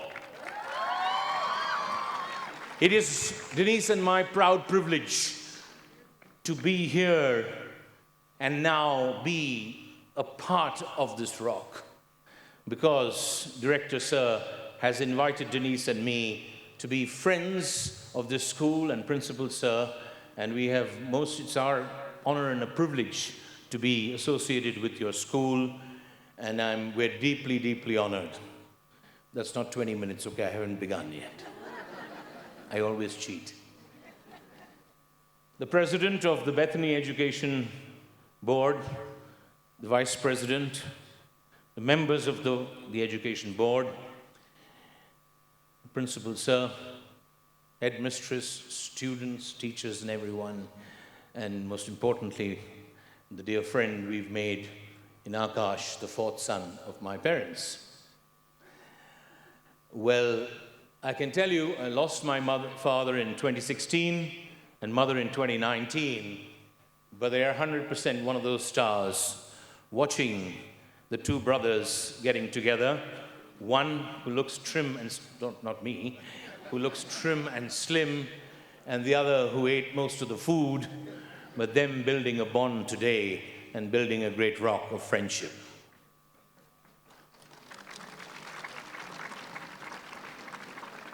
I wish I could tell you that it should have been in 2 halves, where I could speak to a few hundred students separately and a few hundred parents separately.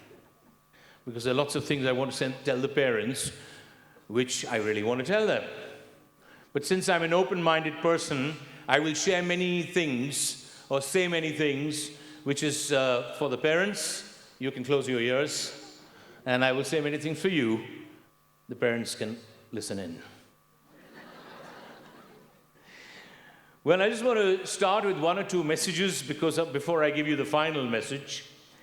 And the first message I want to share with you is something very personal. You know, when Denise and I got married 32 years ago, a long time ago, yes, and it didn't look like this. And she doesn't even cook, but she knows what to tell people how to cook. Anyway, when we got married, I didn't look like this. I looked pretty decent. And Denise was, you know how in India we compare whether the bride and the groom, and give him 4 on 10 and her 8 on 10 and all this nonsense. Well, we live in a very traditional, nice Bengali locality, which we call a para. For those of you who are Bengalis and from Calcutta, you'll know. And everybody looked at me, and I was 27 years old, trim and slim, pretty decent looking guy. And they said in Bengali that Nishchay Forsha Bhalo Bou Anbe, which basically means he will bring a nice, fair, nice, pretty wife. I don't know why in India everything is to do with fair. Anyway, when we got married and Denise came, guys, hang on, it gets better.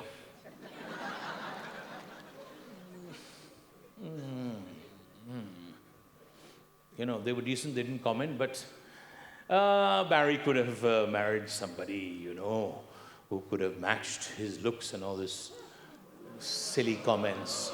Wait.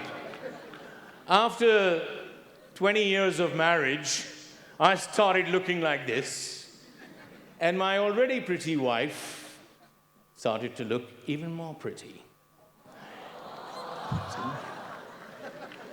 And after 32 years, when people go to football matches, and if we go, they mistake me for the football, and all start looking at her. So the other day, recently, so what happens when this happens is, it's not a very buoyant relationship in the sense that you feel a bit, on shaky ground, as it were, as if you're going to sink or drown any minute. And recently, not long ago, Denise was dressing up early in the morning, and she's not a morning person. And there she was wearing a sari early in the morning, and I was half asleep, having worked late, and I had one eye open. I said, "Where are you going so early in the morning?" And she said, "No, I've got a meeting, and et cetera, and some interviews in some school that she's involved with." And she said, she gave me some last-minute instructions, because as you know, most husbands are unpaid honorary staff. So she gave us her instructions. My instructions, okay. And then when she was rushing out of the door, I said, "Wait, hang on." She said, "Tell me fast." With one eye open, I said, "You're looking very nice today." Friends, I am told later on, the security guard in our building told me, he said, "Today, Boudi jokhon baire geche, hete baire jaini, ude baire geche," which means she didn't walk out to the car, she flew out to the car. Because the most important person in her life said something nice about her. Denise gets into the car. She usually likes sitting in the front row, in the front seat, because of her travel issues. And she's driven around and has been driven around by Probir for the last 22 years. And Probir and she have this, Tom and Jerry type of situation. And she's always telling him, "Why did you park the car there? And why did the policeman give you that?" And, all the time. So she walks into the car and she said, "Probir, so he's ready?" "Yes, Bodhi." She said, "No, I've never told you this." And her wings were flapping in the car. She said, "I've never told you this, but you've got such control over the car. You drive so well." And Probir pretended it was okay. He said, "Oh, thank you, Bodhi." And he started flapping his wings in the car. And later on, a couple of hours later, this was in summer, or just after summer, he saw this particular policeman at this particular crossroad, and he always has a huge scrap with him, and they're always going for each other. Well, he drove up to him, and the policeman got ready, rolled his sleeves up, came up to him, and ready for another scrap with Probir. Probir puts the window down, takes the water out, and said, "You guys worked really hard. Would you like some water?" And the policeman started flying on the streets of Calcutta. And I'm told he was good to some civilians, and they went home and they were good to their people at home. And I'm told that day, Calcutta was defying the laws of gravity, and everybody was flying. Friends, even if you weigh 112 kilos, you will defy the laws of gravity, because it costs nothing to make people feel good. Nothing. So when you go out there in the world, those of you who are stepping out today, remember that. It costs nothing to make people feel good. Just be honest and generous in your praise. Denise was really looking nice, so I said it. Probir really drives the car well, so she said it. And the policemen do a really good job. Don't walk up to me and say, "Mr. O'Brien, what a physique you have." Then you're lying. That's not true praise. So when you go home today, walk up to your parents, and if you really believe that they've made major sacrifices for you, if you really believe they're there for you, if you really believe that the best parents in the world, or the 5th best parents in the world, just go and tell them. Don't say anything. Just walk up to them and give them a hug and say, "Oh, thank you for everything."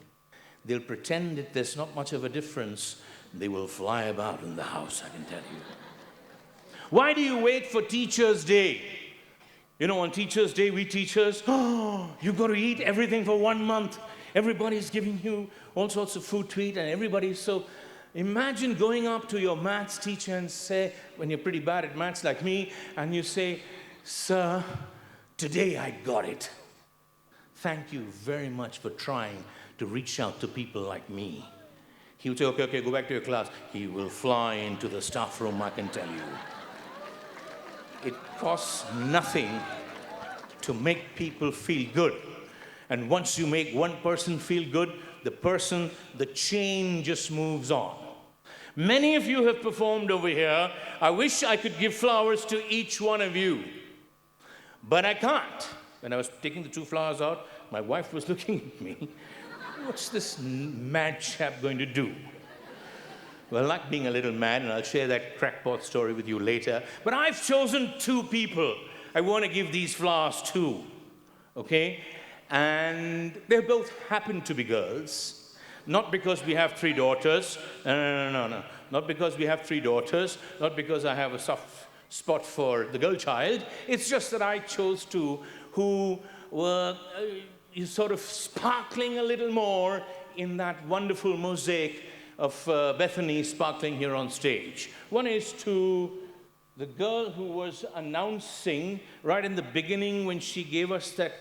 Which one of you is that? You know, she came up and she was, and what's her name? What did you say, Nisha? When you came on, what did you say? You said something? Whatever, come. This is your speech, Because I've got to give it to the right person.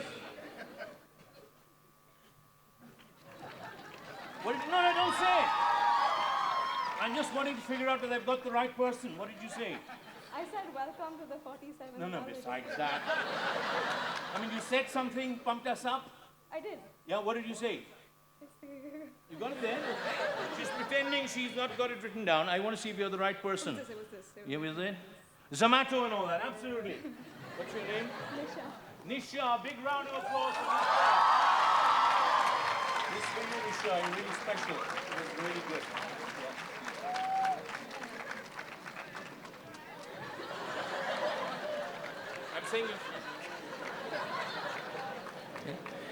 And the other is a girl who was the first dance, dancing over here, the first dance. She was smiling and Mr. Jessie or whatever you are, you were okay. But, yeah, she's the girl. Yeah, she's the girl. So what's your name? Akansha, big round of applause for Akansha. Super, you're smiling, you're full of life. Can you just clap for another 7 seconds for Akansha?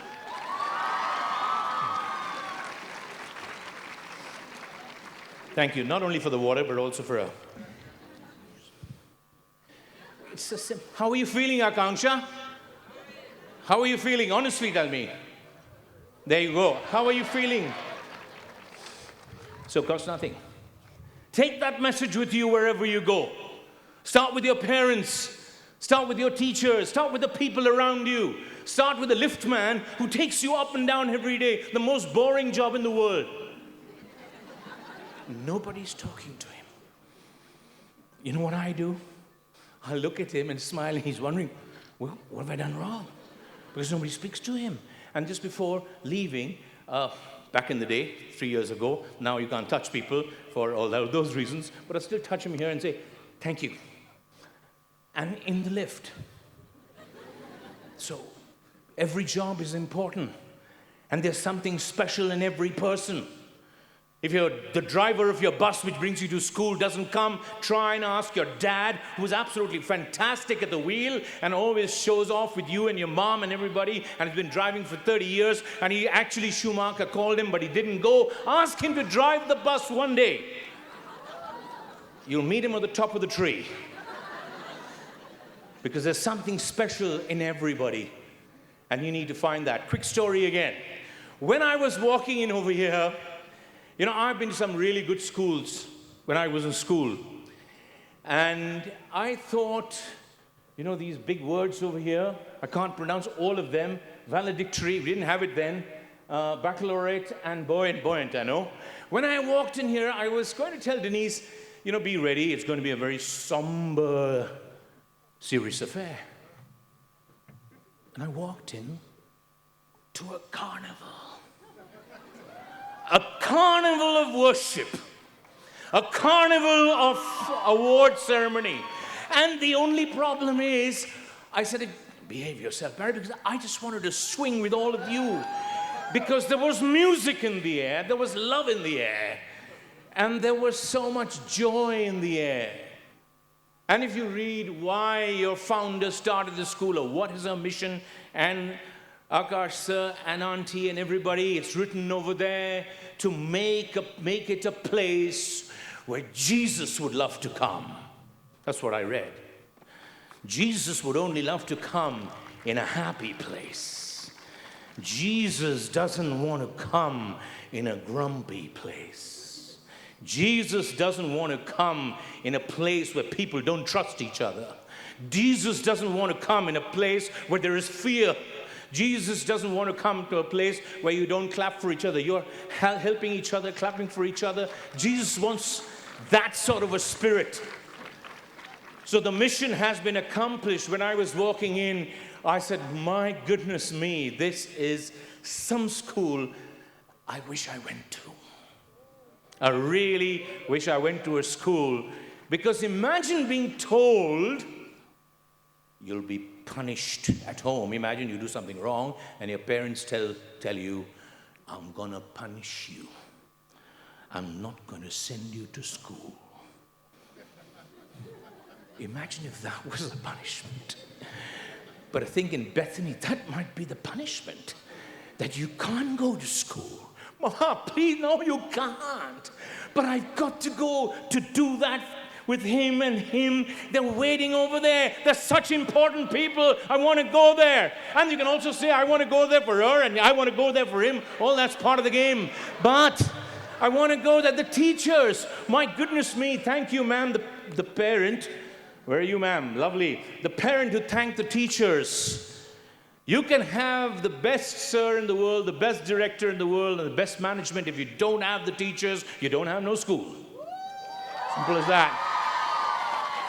A friend of mine, some years ago, built this beautiful school and called me one day and he said, Barry, aajao na. You understand Hindi? Yeah? He said, aajao.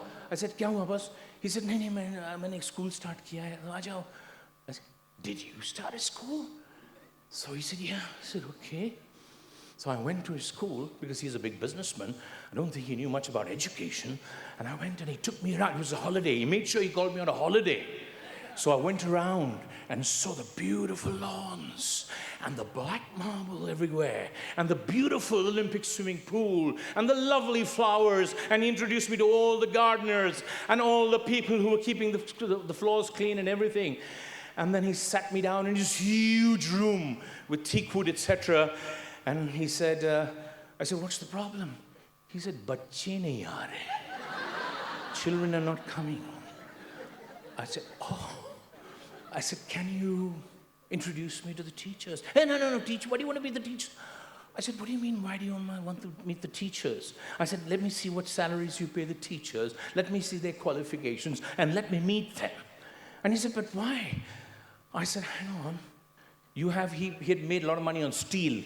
And he used to tell me that his factory has machines from Germany and Japan, etc. I said, you're doing everything, but you are not getting those machines, so-called, to make the people. You are not getting the teachers that you need to get. And he scratched his head and said, oh, and he started a school. Bethany's success is in a large way to the teachers sitting here or wherever they are. Superb. Every one of you, you carried yourself like a teacher. You carried yourself like a teacher. You spoke like teachers. You had good communication skills. All teachers don't have that. And I'm told a French teacher and the head of the department of another department, and everybody was involved. Something quite amazing. I haven't even begun my speech yet. I better begin it now. Okay. No, I just won't take long because I never make contact with my wife while I'm speaking because she will remind me. But I will just quickly tell you just my last message to you, and that is for parents and children and everybody else actually. If you really want to build relationships or strengthen relationships or keep alive relationships, it depends on only one thing, and that is communication. If you are, I give marriage counseling sort of advice even for people who don't ask for it. Yeah, I suddenly realize, and I can tell you, marriage, or rather staying married, is the most difficult thing in the world. Yeah. I'll tell you why. Because if you don't like a job, you say, bye, see you, I'm getting another job. If you don't like a school, you can change schools. If you don't like a house, you can change houses. But if you don't like the person you're married to, you got to stick it out to give it a chance, and a second chance, and a third chance. And you've got to make the sacrifices. Finally, if no chances and everything doesn't work out, then we'll talk about it later. But, but basically that's what makes it tough. And I can tell you, if you want to keep your marriage going, or keep your relationship with your children going, or keep a relationship with your parents going, or brothers and sisters, or principals and teachers and principals, and teachers and parents, you have to communicate. One of my favorite new sports is kabaddi. Because if you don't have a sense of humor, you can't be a teacher. If you boys and girls who are passing out of school, if you don't have a sense of humor, there are some jobs you shouldn't take. Because most jobs would ask you, not a sense of humor to make people laugh, but to at least appreciate somebody like that. And don't think I'm 18 years old now, I'm going to vote, I'm going to drive, I'm an adult, I won't smile. At 59, the child in me is alive. The gentleman, he can't hide his age. He looks 10 years younger, but he's only 2 years younger. And he wants to play the harmonica with the mic next to him and sing, "The child in him is alive." A gentleman slightly older, who's the principal of the school, but he's just scampering all over the place.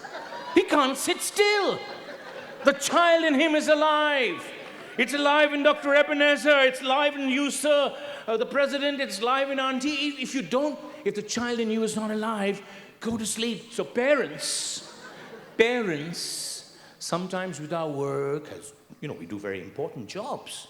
We're doctors, we're bankers, we're chartered accountants, we are in the IT things. What is Barry talking about, child in you alive? Of course! In fact, the more serious the nature of your job, you'd enjoy it more if you keep the child in you alive. So it's up to you to keep the child and your parents alive. And parents, it's up to you to make sure that the child in them is alive. I was coming to communicate in kabaddi. So, there's a new sport I'm going to teach you today. And that is kapati. It's like kabaddi, but it's called kapati. You haven't been talking to somebody, your parents, or your teachers, or the teachers haven't been talking to the principal hasn't been talking to the teachers. And you know, when you don't talk, or husband hasn't been talking to a wife, or person this side hasn't been talking to a good friend that side, or vice versa, or wherever, you don't talk for a few days. No, give him a few days more dose. Give him the dose for a few more days. You can be rest assured the rock will crumble. It will shake. And then you say, I think it's time to give a longer dose. And you'll give the longer dose. And the relationship will break. Guaranteed. But if you communicate and you go cuppity, you don't have to have the cup of tea. You just have to sit and say, I want to talk to you. If there's any boy or girl here who's going to finish school now, and you tell me that you have absolutely no problem with your parents, think about it. I won't believe you. And if there's any parent who says, I don't have any issue with no worries at all, the children don't stress me at all, you're not speaking the truth. We have 3 and we know. They're grown up now, okay? Everybody, there's no such thing as the perfect parent, there's no such thing as the perfect child, and so therefore there's no such thing as the perfect parent-child relationship. So, what you've got to do, boys and girls, is you've got to speak to your parents, or at least one of them, at the right time, that's why I didn't want them to hear, but they can hear, at the right time, the right place, in the right tone. Not when they are stressed out. Not when dad and mom have got home and they're having some little bit of a boxing match themselves, and and they're concerned about something, or they've had a tiring day. Some of the parents are not smiling. Doesn't matter, just pretend you're enjoying what I'm saying. And you can't go to dad or mom and say, I want to study in so-and-so place, and I think you guys better afford it. Wrong. You catch them maybe when the sun is up on a Sunday morning, and he's read the newspaper 3 times, or she's watched her serial well, and then you go up to them, and then you say, I want to talk to y'all. That's the way to do it. Parents, same thing. I know parents who don't talk to their children, or they discuss amongst themselves, and when the time comes and the child is in front of them, mum's the word. Not mum, dad, no one has the words. It's just nobody wants to say anything. So communicate. That's the most important thing. Communicate. Will communication lead to misunderstanding? Of course. Will communication lead to a couple of boxing matches? Of course. Just keep the gloves away and communicate. Same with teachers and principals and teachers and management and parents and schools. I was so happy to see here. My goodness me, this is a celebration of the Bethany family. But I've met many schools and been to many schools. Why have they called me? Every time they get called, they think it's, for something wrong that their children have done. Or vice versa. There is so much mistrust between schools and parents. There is so much of, looking over to the shoulder. I don't see it here. I just feel a sense of real comfort. You'll know who the sirs and the ma'ams are because they go home and tell you, they talk about their school. So please keep communicating. If you don't communicate, you will end up like 2 countries. The 2 countries, we all are on the side of one country, but you'll end up where the other gentleman who's shorter and more powerful doesn't want to communicate. Hopefully he will communicate, because only communication can solve every problem. My last thought before I must get off the stage is about when I was in school. I was walking in and I was thinking, when I was 17 and a half, you guys are younger for some reason, I was 17 and a half. Is that your age, class 12? Okay, 17 and a half. And before that, I was 16 and finished class 10 in a school called St. Xavier's. It was a boys' school. This was 1978. We were really good at everything, except in the company of people here like this. Because we were really awkward.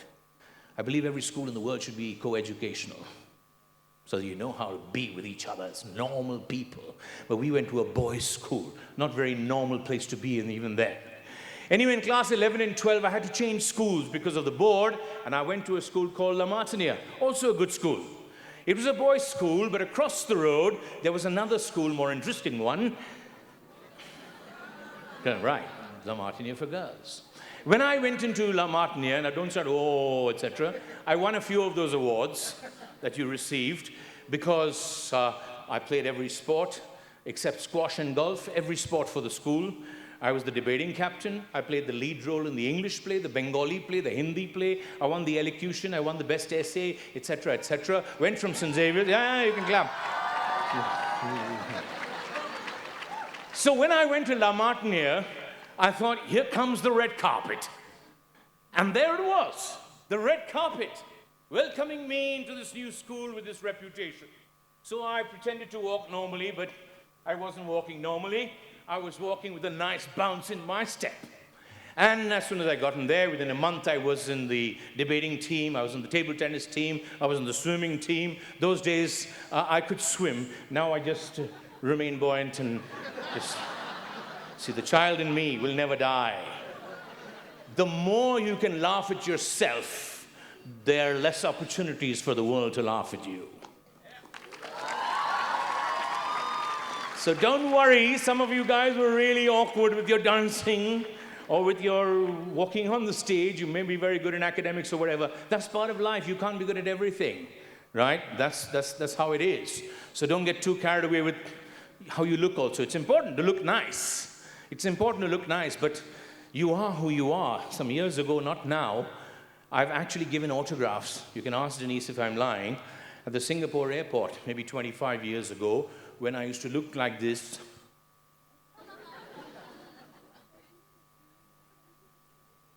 And they came and asked Mr. Bean for an autograph. Oh. I can't help it. If he gave me a Mr. Bean face, I can't do anything about it. But can I do so? I've got to live with it. It's fine. I use it as a joke. Yeah. Can I slim down by 15 kilos? Yes, I can. So there are many things you can't control. Accept it with all humility. And there are many things you can control. Change it with the courage of your conviction. So much talk about fear, no fear, and the strength of your convictions. You can change some things, you can't change some things. And the beauty of it is, as you go on in life, some of the things you can't change at a particular stage, you can change later on. Now, my last message, and that is especially for that guy who's making sounds. I always single them out, don't worry. So the rest of them.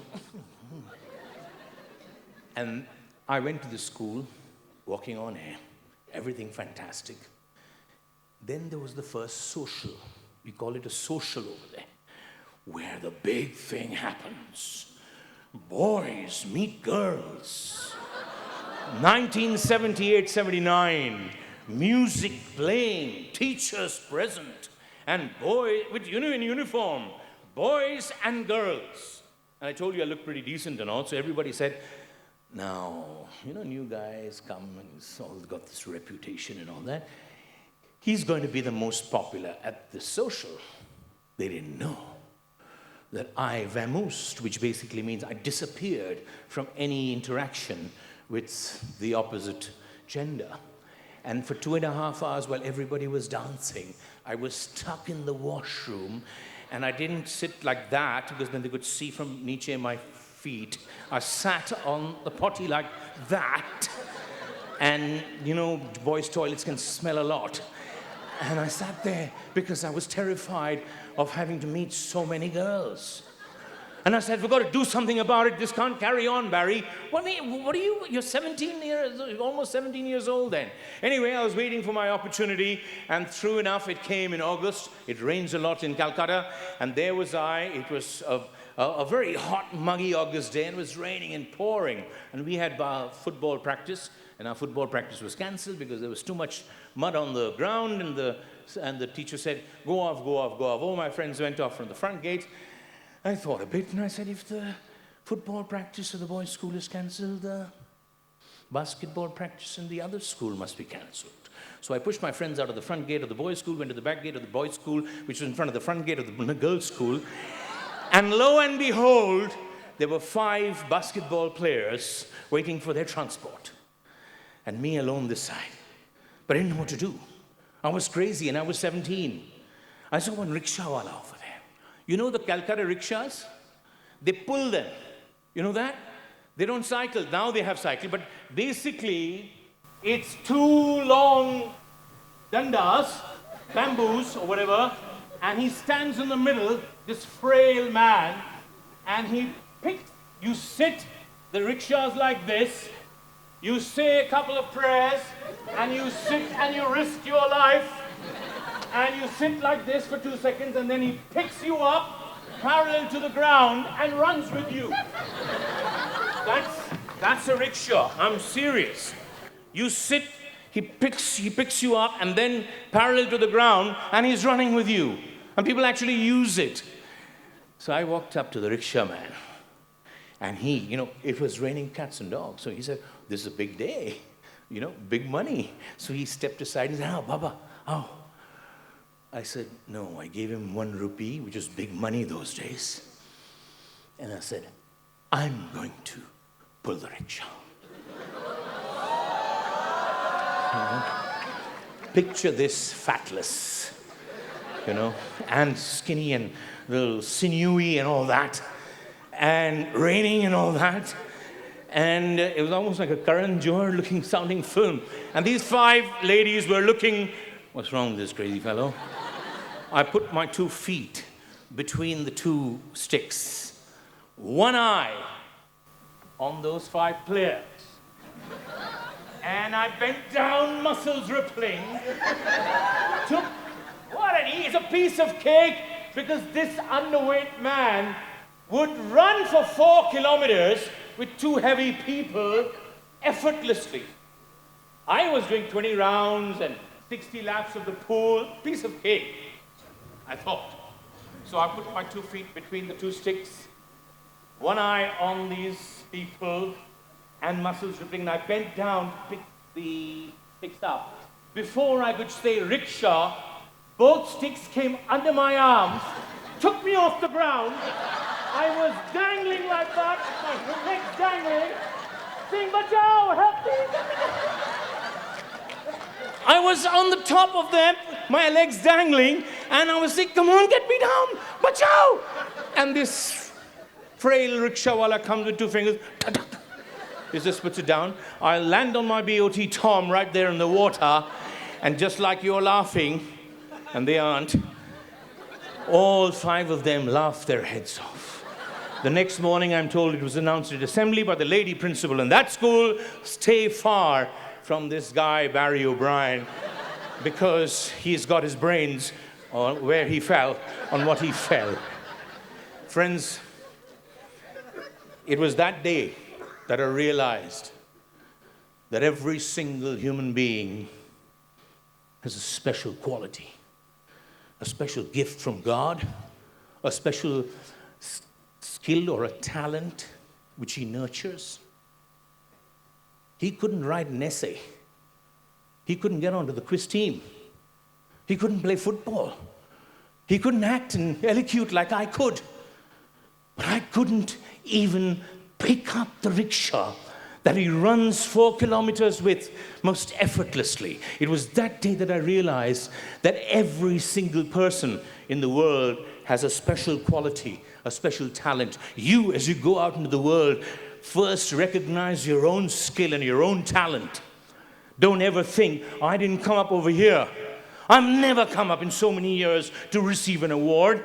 What am I good at? Mr. O'Brien doesn't know me. Let me hide under the chair because I don't have any special skill or talent. You're wrong. You do. Don't go home and look in front of the mirror and say, can you tell me what's my special? It doesn't happen that way. You evolve as a person, and then you choose the harmonica. If I played the harmonica, you'd all go home. Yeah, it's a heaps of things that I can't do. But believe you me, in all humility, I know there are heaps of things that I can do really well. And secondly, and more importantly, the people you work with, when you go out over there, there are no single examinations. You are not put into a room and say for 2.5 hours, you just write your own exam, don't look. Everything is a joint exam. Everything is a joint project. In your IT company or in the school that you join or the organization that you join, you're not alone, you're working with people. And how you interact with people, how you respect people. Every single person who's walking down over here, who's walking past, including the photographer, anyone, these 2 gentlemen were thanking them each time. It's how you interact with people, how you communicate with people, how you make people feel good. So please, when you go out over there, recognize that you're thinking, no, sir doesn't know that guy in our class. He doesn't know anything. You're wrong. He must be having something. So you as a leader, you'll be a leader, as a manager, as a team member, you have to bring out the best in yourself, as well as try and spot the talent. And unfortunately in India, it's often hidden. That skill, that talent that every member of your team has, you have to bring it out. I must go now, otherwise the dinner will get cold. But I just want to share with you my definition in 2 minutes for Bethany and what I believe, or my message to all of you as you go out. The B, I think, and it's been renewed. You know, I'm a silent prayer person. I don't get carried away with, you know, hold your hand, look up. I'm not that type of a person. But by golly, I was touched. I was touched. So, sir, where you were singing and you made us do that, I felt a little awkward for 10 seconds. But then I looked up when he said, look up, and it increased my belief in God. So B in Bethany, I think it should be for belief, and it is for belief. Believe in God, believe in others, and believe in yourself. That's B.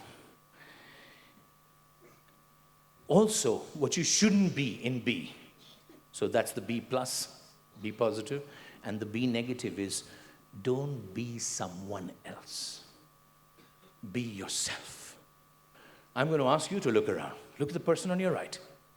Look at the person on your left. Guess what? They look different. They don't look like you. That's His amazing creation. Nobody looks like each other. Even identical twins say they don't look like each other. So be yourself, parents. You have done an amazing job of being yourself. I'm sure you're going to let your children be themselves. They should not be chartered accountants because you are. They shouldn't be engineers because you are. They shouldn't be pastors because you are. They shouldn't be quiz masters because of you are. They shouldn't be authors because you are.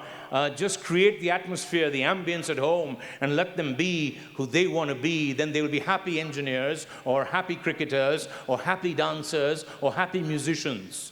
Let them be themselves.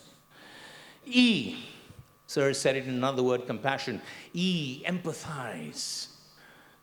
Empathize with people. You've passed out of this beautiful, wonderful school where I'm sure you're going to touch lives. I'm 100% sure you can't not empathize. You can't look the other way. You will feel somebody's pain. You will feel somebody's joy equally. So empathize, that's the plus. The E and the minus will be, don't be erratic. Erratic means, what am I going to do? No. You know, be solid, don't be erratic. I don't mean that you should do the same thing through your life, not necessarily. I'm a really jumpy person. I love quizzing, I loved acting, I love lots of things. Now I want to only be a writer.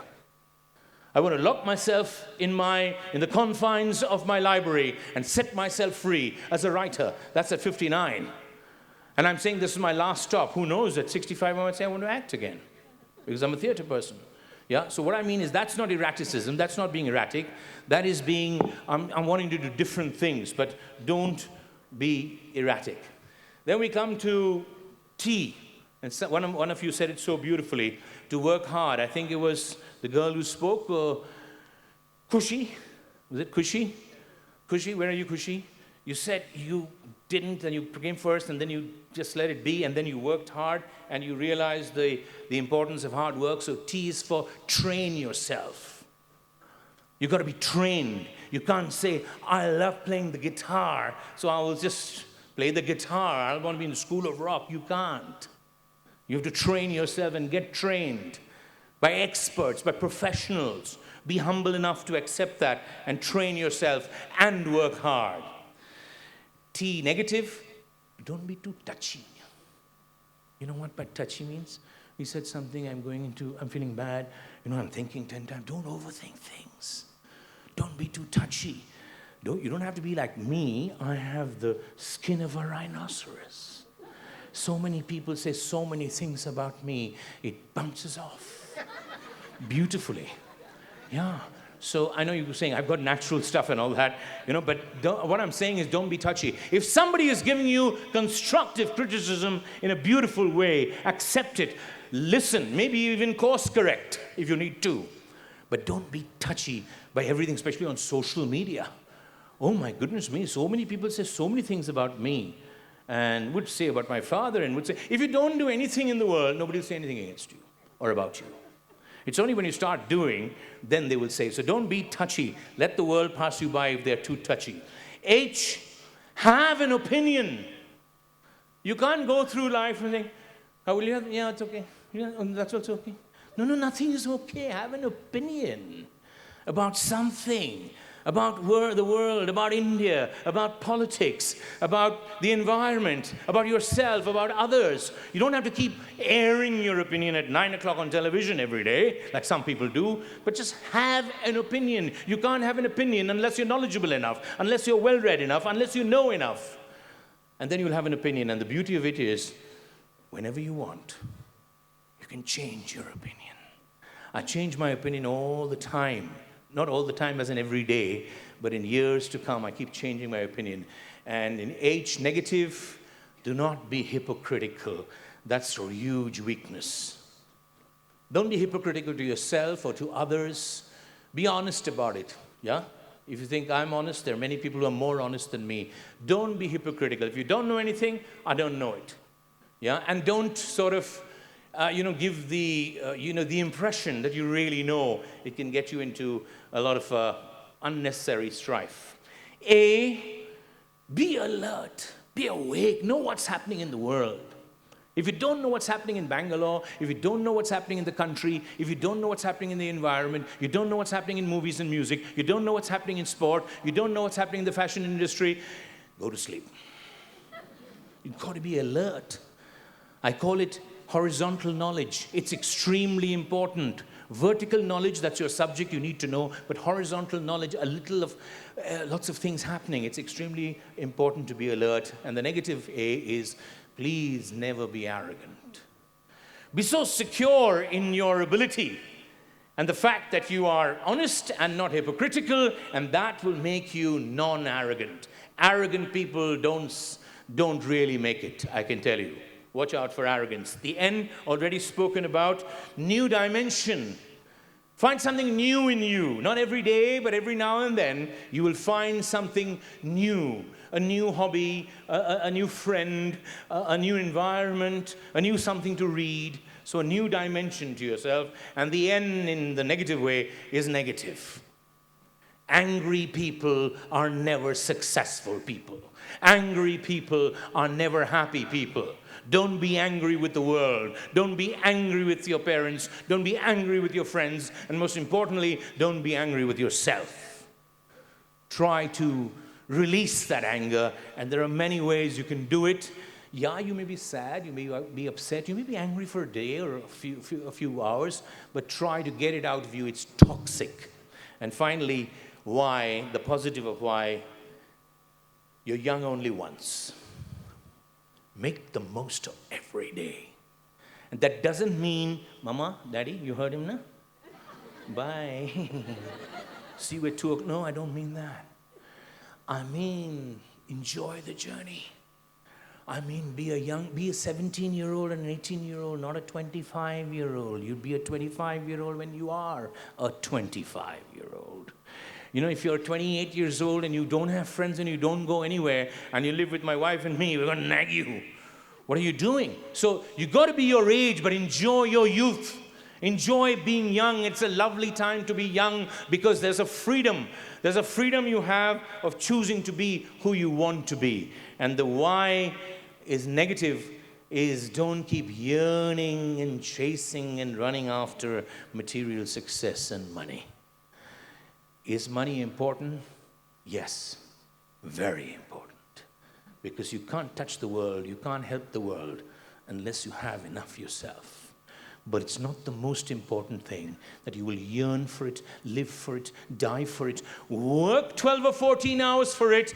And I had a friend who would say, he joked about it, he said his children call him the Sunday wala uncle because they see him only on Sundays. So friends, that's Bethany for me. I'm sorry I've overshot, and you won't call me again, that's fine.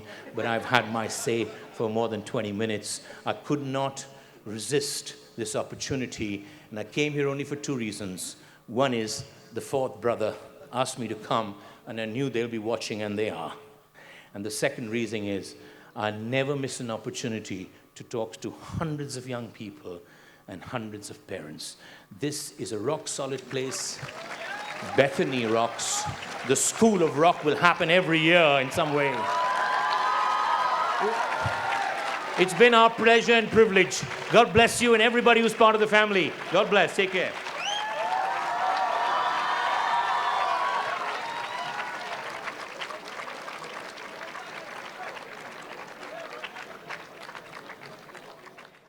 Thank you, Mr. Barry O'Brien, for not only warming our hearts and making us laugh, but also inspiring us to do good things and make people feel special and just enjoy being ourselves.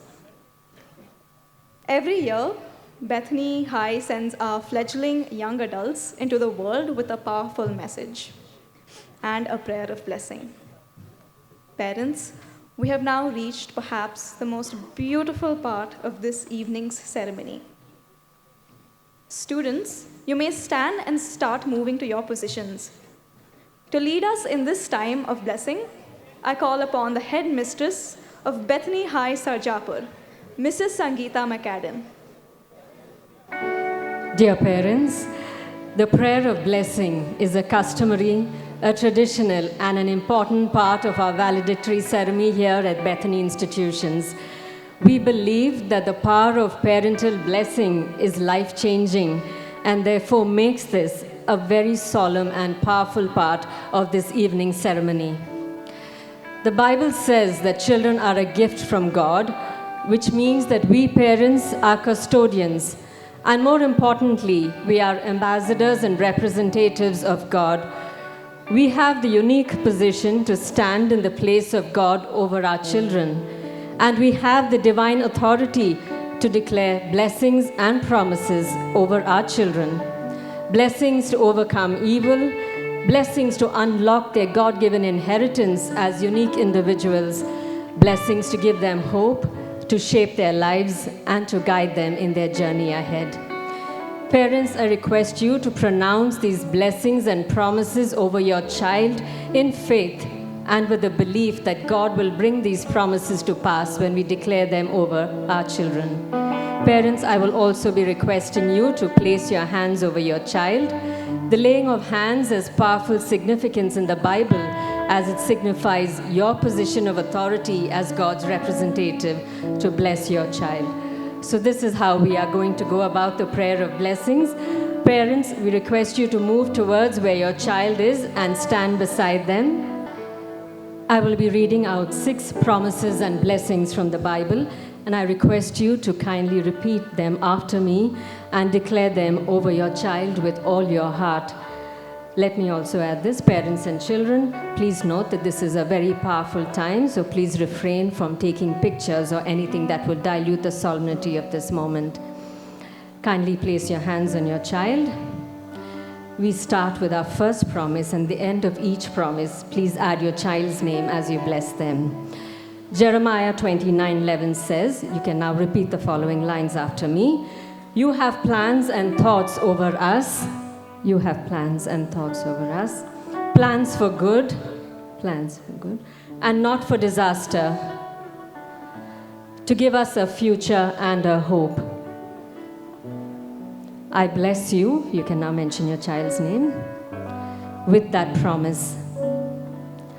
The second promise is from Deuteronomy 28, verse 13. If we observe the Lord's instructions, the Lord will make you the head and not the tail. You will always be on top and never at the bottom. I bless you, mention your child's name, with that promise. The next promise is from Proverbs 3, verse 6, which says, seek his will in all you do, and he will show you which path to take. I bless you with that promise. The fourth promise is taken from Psalms 37, verses 4 to 5. Take delight in the Lord, and he will give you your heart's desires. Commit everything you do to the Lord. Trust him, and he will help you. I bless you with that promise. The next promise is from Psalm 91, verses 9 to 11. If we make refuge in you, no evil or plague will come near our home. As you will order your angels to protect us, I bless you with that promise. The last promise for today is taken from Psalms 37, verse 23 to 24. The Lord directs the steps of the godly. He delights in every detail of their lives. Though they stumble, they will not be utterly cast down. For the Lord upholds them by his hand. I bless you with that promise. Parents, thank you for pronouncing these promises and blessings over your child. You can now lower your hands. Your words have power, and if you have believed what you have spoken over your child, your words will carry those blessings over your children. And since these words are from Scripture, they will never return void, but will always bear fruit. Let us pray as we close. Dear Lord, we are so honored that we could be part of each family gathered here today. We live in a broken world, and so we ask that the blessings and promises spoken will be like a shield and banner over these children. As they pursue their plans and aspirations in life, we ask that you would help them to remember that you are always with them and that you have plans for their lives. By your grace, may they have the habit of praying and seeking you every day, and may they have the privilege of being taught by you. In Jesus' most holy and precious name we pray. Amen. Parents, you may now return to your seats, following which students you can proceed towards your seats. Thank you.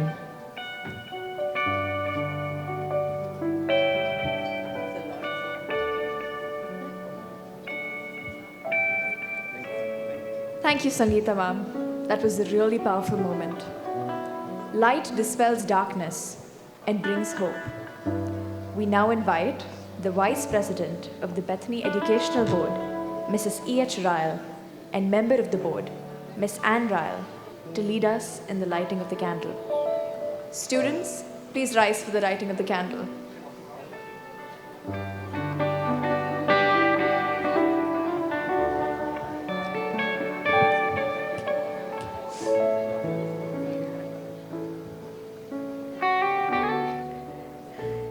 Jesus said, "You are the light of the world, like a city on a hilltop that cannot be hidden. No one lights a lamp and then puts it under a basket. Instead, a lamp is placed on a stand where it gives light to everyone in the house. In the same way, let your good deeds shine out for all to see, so that everyone will praise your Heavenly Father. Good deeds are like light. The more goodness we spread, the more darkness we dispel. Darkness is merely the absence of light. Living in fear constantly crushes your spirit. As Bethanites, I pray that each one of you will let your light shine and promote joy, love, and peace. Jivan.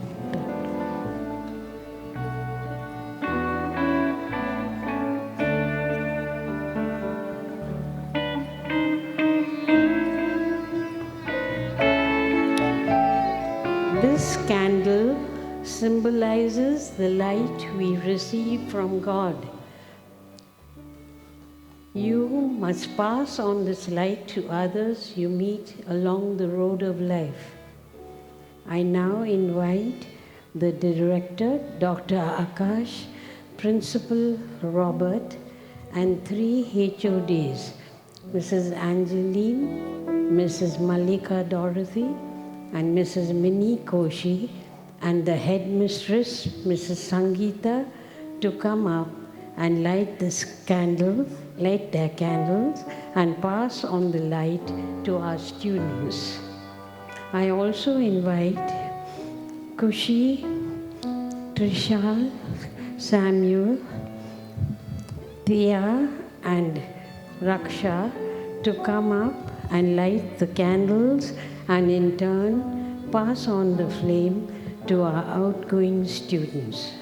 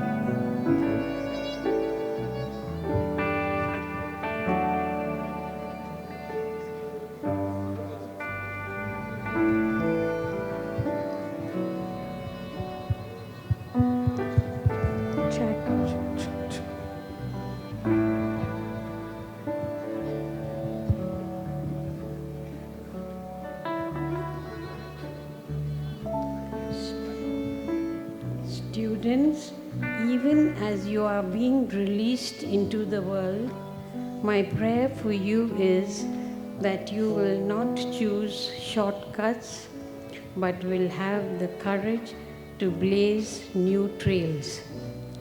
Remember, your life is God's gift to you. What you do with it is your gift to God. Please repeat after me. This candle is a symbol of God's hand over us. This candle is a symbol of God's hand over us. The light of truth and justice. The light of truth and justice. Joy and hope. Joy and hope. Love and peace. Love and peace. May it brighten our future. May it brighten our future. No matter the hardships. No matter the hardships. And may it guard our successes. And may it guard our successes. Deeply rooted in God. Deeply rooted in God. May it teach us dignity. May it teach us dignity. And to honor people. And to honor people. Like our school has been a lighthouse. Like our school has been a lighthouse. May we be beacons. May we be beacons that dispel darkness. That dispel darkness.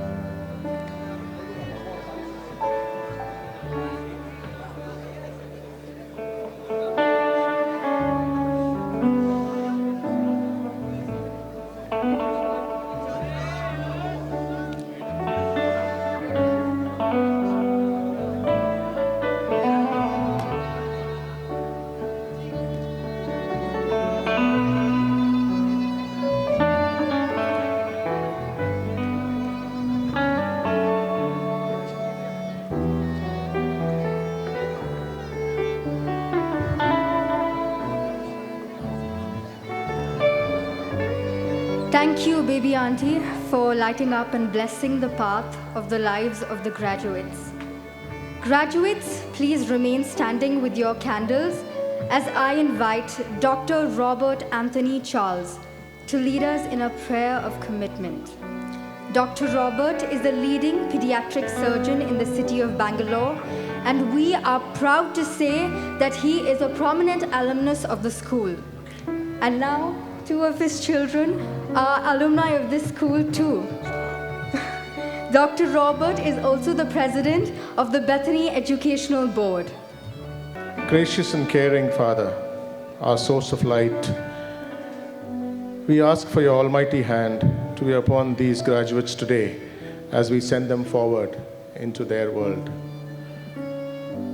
With their classes and grading now complete, may they always strive towards excellence in all that they do for that own sake.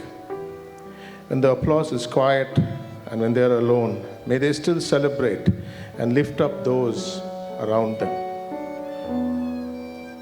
May they celebrate and lift up everyone they know and even those who may be unknown to them. May their voices rise up, Lord, to produce peace and happiness and justice in the world, even if it means that they may have to stand alone. Let them know, Lord, that when they stand alone, you're actually with them the most. May they find bliss in their future endeavors, in their friends, in their adventures, with their advanced degrees and their credentials in hand as they go out into the real world. May they build up every team member of theirs. May they build up every family member of theirs and every lift person that they meet. May they build up everyone that they see around them. As Bethany educated, may they discover holiness in the midst of life's blessings as well as life's challenges. Let them follow their founder, Lord, as she found joy and peace in the most tragic of times. As their careers commence, O Lord, may they conduct their life's work with exceptional skill and integrity and knowing that they will make a difference in this world, no matter which profession they choose. May they go inspired to set the world on fire with this light from this day onward. I ask this in the name of our Lord Jesus Christ. Amen. Thank you, Dr. Robert, for bestowing God's blessings upon us all. Batch of 23, you've already faced multiple challenges, and the choir would like to leave you with a message. When it's hard times, when it's long days, when the enemy is right up in your face, when your back's against the ropes and you're feeling all alone, even in the roadblocks, even through the rough spots, keep fighting the good fight. I will miss you guys. Guests and parents, we request you to remain seated, cheer and applaud our graduates as they leave the ground through the recessional, while the choir sings this hard-hitting song, Good Fight, by the band Unspoken.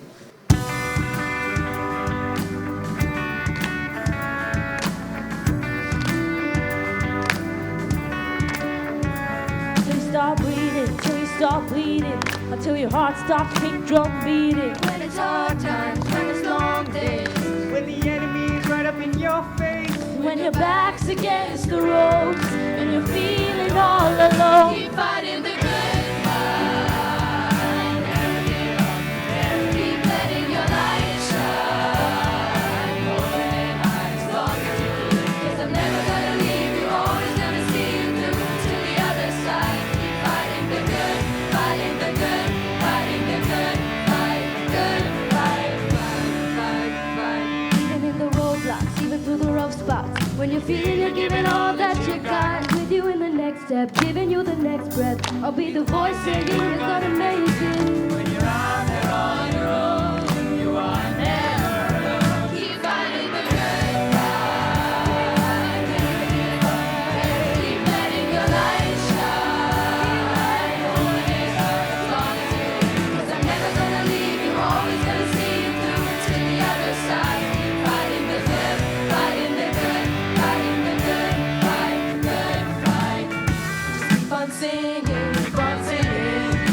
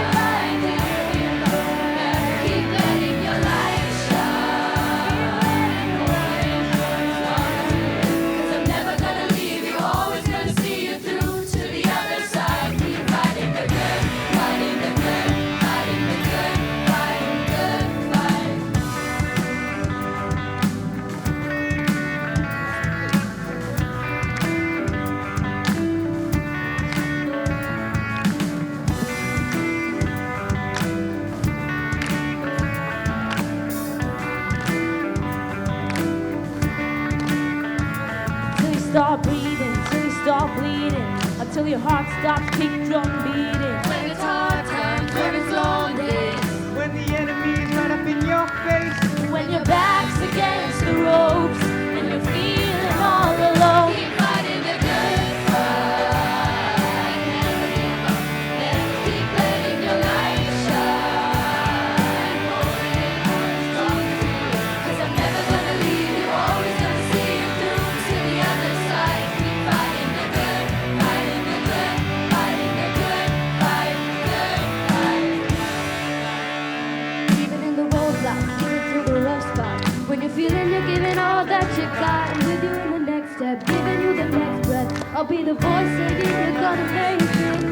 Father on your own, you are never alone. Keep fighting the good fight. Keep fighting the good fight. Keep letting your light shine. Keep letting your light shine. 'Cause I'm never gonna leave you, always gonna see you through to the other side. Keep fighting the good, fighting the good, fighting the good fight, good fight. Keep on singing, keep on singing, keep on dancing, keep on dancing. You're better, and my love will be your anthem. You may never know what your tomorrow holds, but you can know that I am holding your tomorrow. Keep fighting the good fight. Keep letting your light shine, yeah. Keep fighting the good fight. Keep fighting the good fight. Keep letting your light shine. Keep letting your light shine. 'Cause I'm never gonna leave you, always gonna see you through to the other side. Keep fighting the good, fighting the good, fighting the good fight, good fight.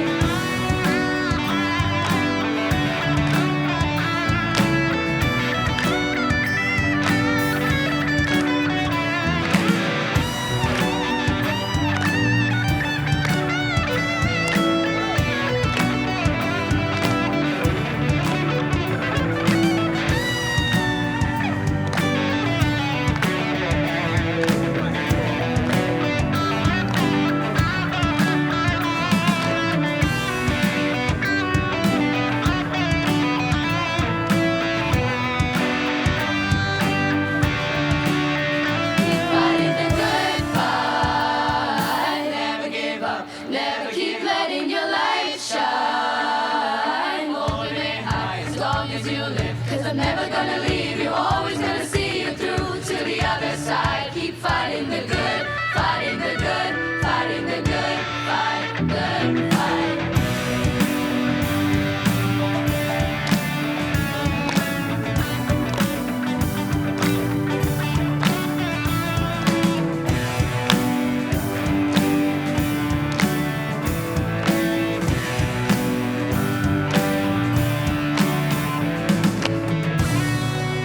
Yes, please put your hands together for our live band made up of music department features Aditya Bansriyar of class 11 science, Nikhil Turian of standard 9, and a Bethany alumnus of the batch 2015, Blesswin Emmanuel. Let's go, Blesswin! We thank each one of you for being here to encourage and applaud our graduates, and for being here to give our unique 2023 batch a glorious graduation ceremony. We welcome you all to join us for some delicious dinner. Special guests, please proceed towards your enclosure for dinner, which is behind the center aisle. Parents and children, dinner is served at the counters to my left. Have a lovely evening, everyone.